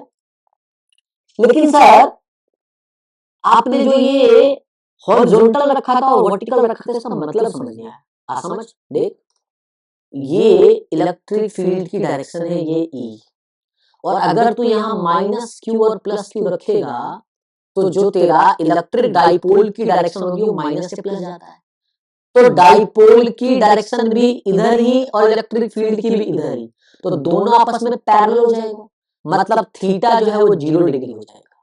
तो इस केस में टॉर्क जब तू लगाएगा पी ई साइन, और साइन थीटा का साइन 0 डिग्री रहेगा, तो साइन 0 की वैल्यू होती है 0, तो ये पूरा खत्म, तो टॉर्क जो है वो 0 आएगा। तो इसीलिए ये जो एक्सटर्नल इलेक्ट्रिक फील्ड में जब तू डाइपोल प्लेस करेगा इस डायरेक्शन में, तो तेरे उस जगह पे कोई हरकत होगी नहीं, कोई मसला बनेगा नहीं। तुमने कहा सर अगर माइनस इधर रखा प्लस इधर रखा तो नहीं हुआ। सर अगर माइनस इधर रख दूं और प्लस इधर रख दूं तो भाई तेरा इलेक्ट्रिक डाइपोल मोमेंट इधर हो जाएगा, हाँ, और तेरा इलेक्ट्रिक फील्ड इधर हो गया, तो भाई दोनों अपोजिट डायरेक्शन हो गया ना, इलेक्ट्रिक फील्ड इधर है और डाइपोल इधर है, तो थीटा कितना बना 180। अगर थीटा तेरा बना 180, फिर इस केस में क्या होगा, अब साइन 180 क्या होता है, अब देख ये 0 होता है, ये पाई होता है, ये पाई/2 होता है, ये तेरा 3π/2 होता है, नीचे से 2π होता है, तो साइन जो है वो इस वाले पे 0 होता है और इस ऊपर वाले पे +1 और नीचे वाले पे -1 होता है। सिमिलरली कॉस में देखेगा तो ये 0 पे +1 होता है, इसमें -1 होता है, तो चाहे तू 0 रख या 180 रख, साइन की वैल्यू आएगा तो 0 ही। अरे भाई 0 डिग्री पे साइन 0 भी 0 होता है और साइन 180 भी तो 0 ही होता है। भाई साइन पाई की वैल्यू भी तो 0 ही होता है ना मेरे दोस्त। अच्छा, मतलब कि मैं इलेक्ट्रिक डाइपोल को हॉरिजॉन्टल इलेक्ट्रिक फील्ड की डायरेक्शन में रखूं या उसके अपोजिट रखूं, टॉर्क डेवलप नहीं होगा। मैंने कहा नहीं, इसलिए फायदा नहीं। बोला अच्छा, मैंने कहा जी बच्चे जी बिल्कुल सही, ठीक है। और cos 0 पे 1 होता है, cos 180 पे -1 होता है cos पाई पे। इधर एक चीज और, अब आपको एक चीज और, तो सर इसमें स्टेबल अनस्टेबल ये भी कंडीशन आती है। मैंने कहा आती है भाई, आती है, सब सिखा दूंगा, घबरा मत। कब स्टेबल कब अनस्टेबल, सर कुछ हरकत तो होगी। मैंने कहा बिल्कुल हरकत होगी। तो सर अगर अगर हम हॉरिजॉन्टल रखते सब तो कहानी बदल जाती। मैंने कहा बिल्कुल, अगर तेरा ये इलेक्ट्रिक फील्ड है और अगर माइनस चार्ज यहाँ रखता प्लस यहाँ रखता तो तेरा ये एंगल बनता 90। तुमने कहा हाँ सर, तो जब 90 रखता तो टॉर्क तेरा आता P क्रॉस E, मतलब PE साइन 90। अब साइन 90 वैल्यू मैक्सिमम हो जाता है तो तेरा मैक्सिमम टॉर्क डेवलप हो जाता। बोला अच्छा सर। मैंने कहा हाँ भाई हाँ। सर अगर इधर प्लस और इधर माइनस रखे तो, अरे तो भी तेरा 90 बनेगा ना भाई। बोलो सर, तो सर इसमें स्टेबल और अनस्टेबल की कंडीशन क्या आएगी बेटा, इसमें स्टेबल और अनस्टेबल कंडीशन भी आएगी और इसमें एक हम वर्क डन भी निकालेंगे जो चैप्टर सेकंड में पढ़ाया जाता है, बट मैं फर्स्ट में पढ़ाता हूं। सर टॉर्क के बाद वर्क कैसा बेटा, जैसे फोर्स से वर्क होता है वैसे ही टॉर्क से भी वर्क होता है। फोर्स जो टॉर्क होता है वो डिस्प्लेसमेंट के रूप में होता है और टॉर्क जो वर्क होता है बेटा वो एंगुलर डिस्प्लेसमेंट के रूप में होता है, यानी कि थीटा के रूप में होता है। तो जैसे वर्क का फॉर्मूला आप dw=f पढ़ते हो, सिमिलरली dw जो हम पढ़ते हैं वो टाउ डी थीटा से पढ़ते हैं। जैसे यहाँ पे आपका लीनियर डिस्प्लेसमेंट है, वहां पे ये एंगुलर डिस्प्लेसमेंट हो जाएगा। लीनियर में जो काम फोर्स करता है, रोटेशनल में वो काम टॉर्क करता है, इसलिए इसे टॉर्क को आप मोमेंट ऑफ फोर्स भी कहते हो, मोमेंट ऑफ फोर्स भी कहते हो। हालांकि मैं यहाँ रोटेशनल पढ़ाने नहीं बैठा, बस बताने आया। तो जो अगली क्लास में स्टार्ट करूंगा बेटा वो टॉर्क के स्टेबल और अनस्टेबल से करूंगा और इसके T=P क्रॉस E से आपके ऊपर सवाल है जस्ट डाइपोल वाले के नीचे, तो मेरे हिसाब से 1.9 1.10 होगा। आई थिंक 1.10 एक्सरसाइज एनसीईआरटी में क्वेश्चन होगा आपको P क्रॉस E मतलब आपसे टॉर्क निकलवाएगा, प्लीज आप न्यूमेरिकल कर लीजिएगा, हो सकता है 2 और 3 मार्क्स में आ जाए या ये डेरिवेशन आ जाए, इसका आपको डेरिवेशन पूछ ले तो स्टेबल अनस्टेबल केस भी पूछेगा और वर्क डन भी निकलवाएगा। तो आज के लिए इतना काफी है बेटे, आज आप इतना कर लेना, मैंने बहुत कुछ पढ़ा दिया अभी तक। अगर आप इतना कर लेते हैं बच्चे, फिर नेक्स्ट क्लास में मिलेंगे और इसके आगे थोड़ा सा करेंगे, फिर हम एक बेसिक लेक्चर और बनाएंगे एरिया के ऊपर, है ना। मैं समझाऊंगा कि एरिया स्केलर क्वांटिटी है, वेक्टर क्वांटिटी है, ओपन टाइप एरिया क्या होता है, क्लोज टाइप एरिया क्या होता है, जिससे आपको फ्लक्स समझ में आ जाए। और जब फ्लक्स समझ में आ जाएगा तो गॉस थ्योरम समझ में आ जाएगा। सो मैं 2-2.5 घंटे का लेक्चर लेके बेटा आपका पूरा ही गॉस थ्योरम कंप्लीट करके मैं आपका पूरा ये चैप्टर खत्म ही कर दूंगा। मोटा मोटी 4 या 5 सेशन मैंने पहले बोला था कि चैप्टर खत्म हो जाएगा, तो मैं पूरी कोशिश कर रहा हूँ बिल्कुल बेसिक से पढ़ाई खत्म कर रहा हूँ।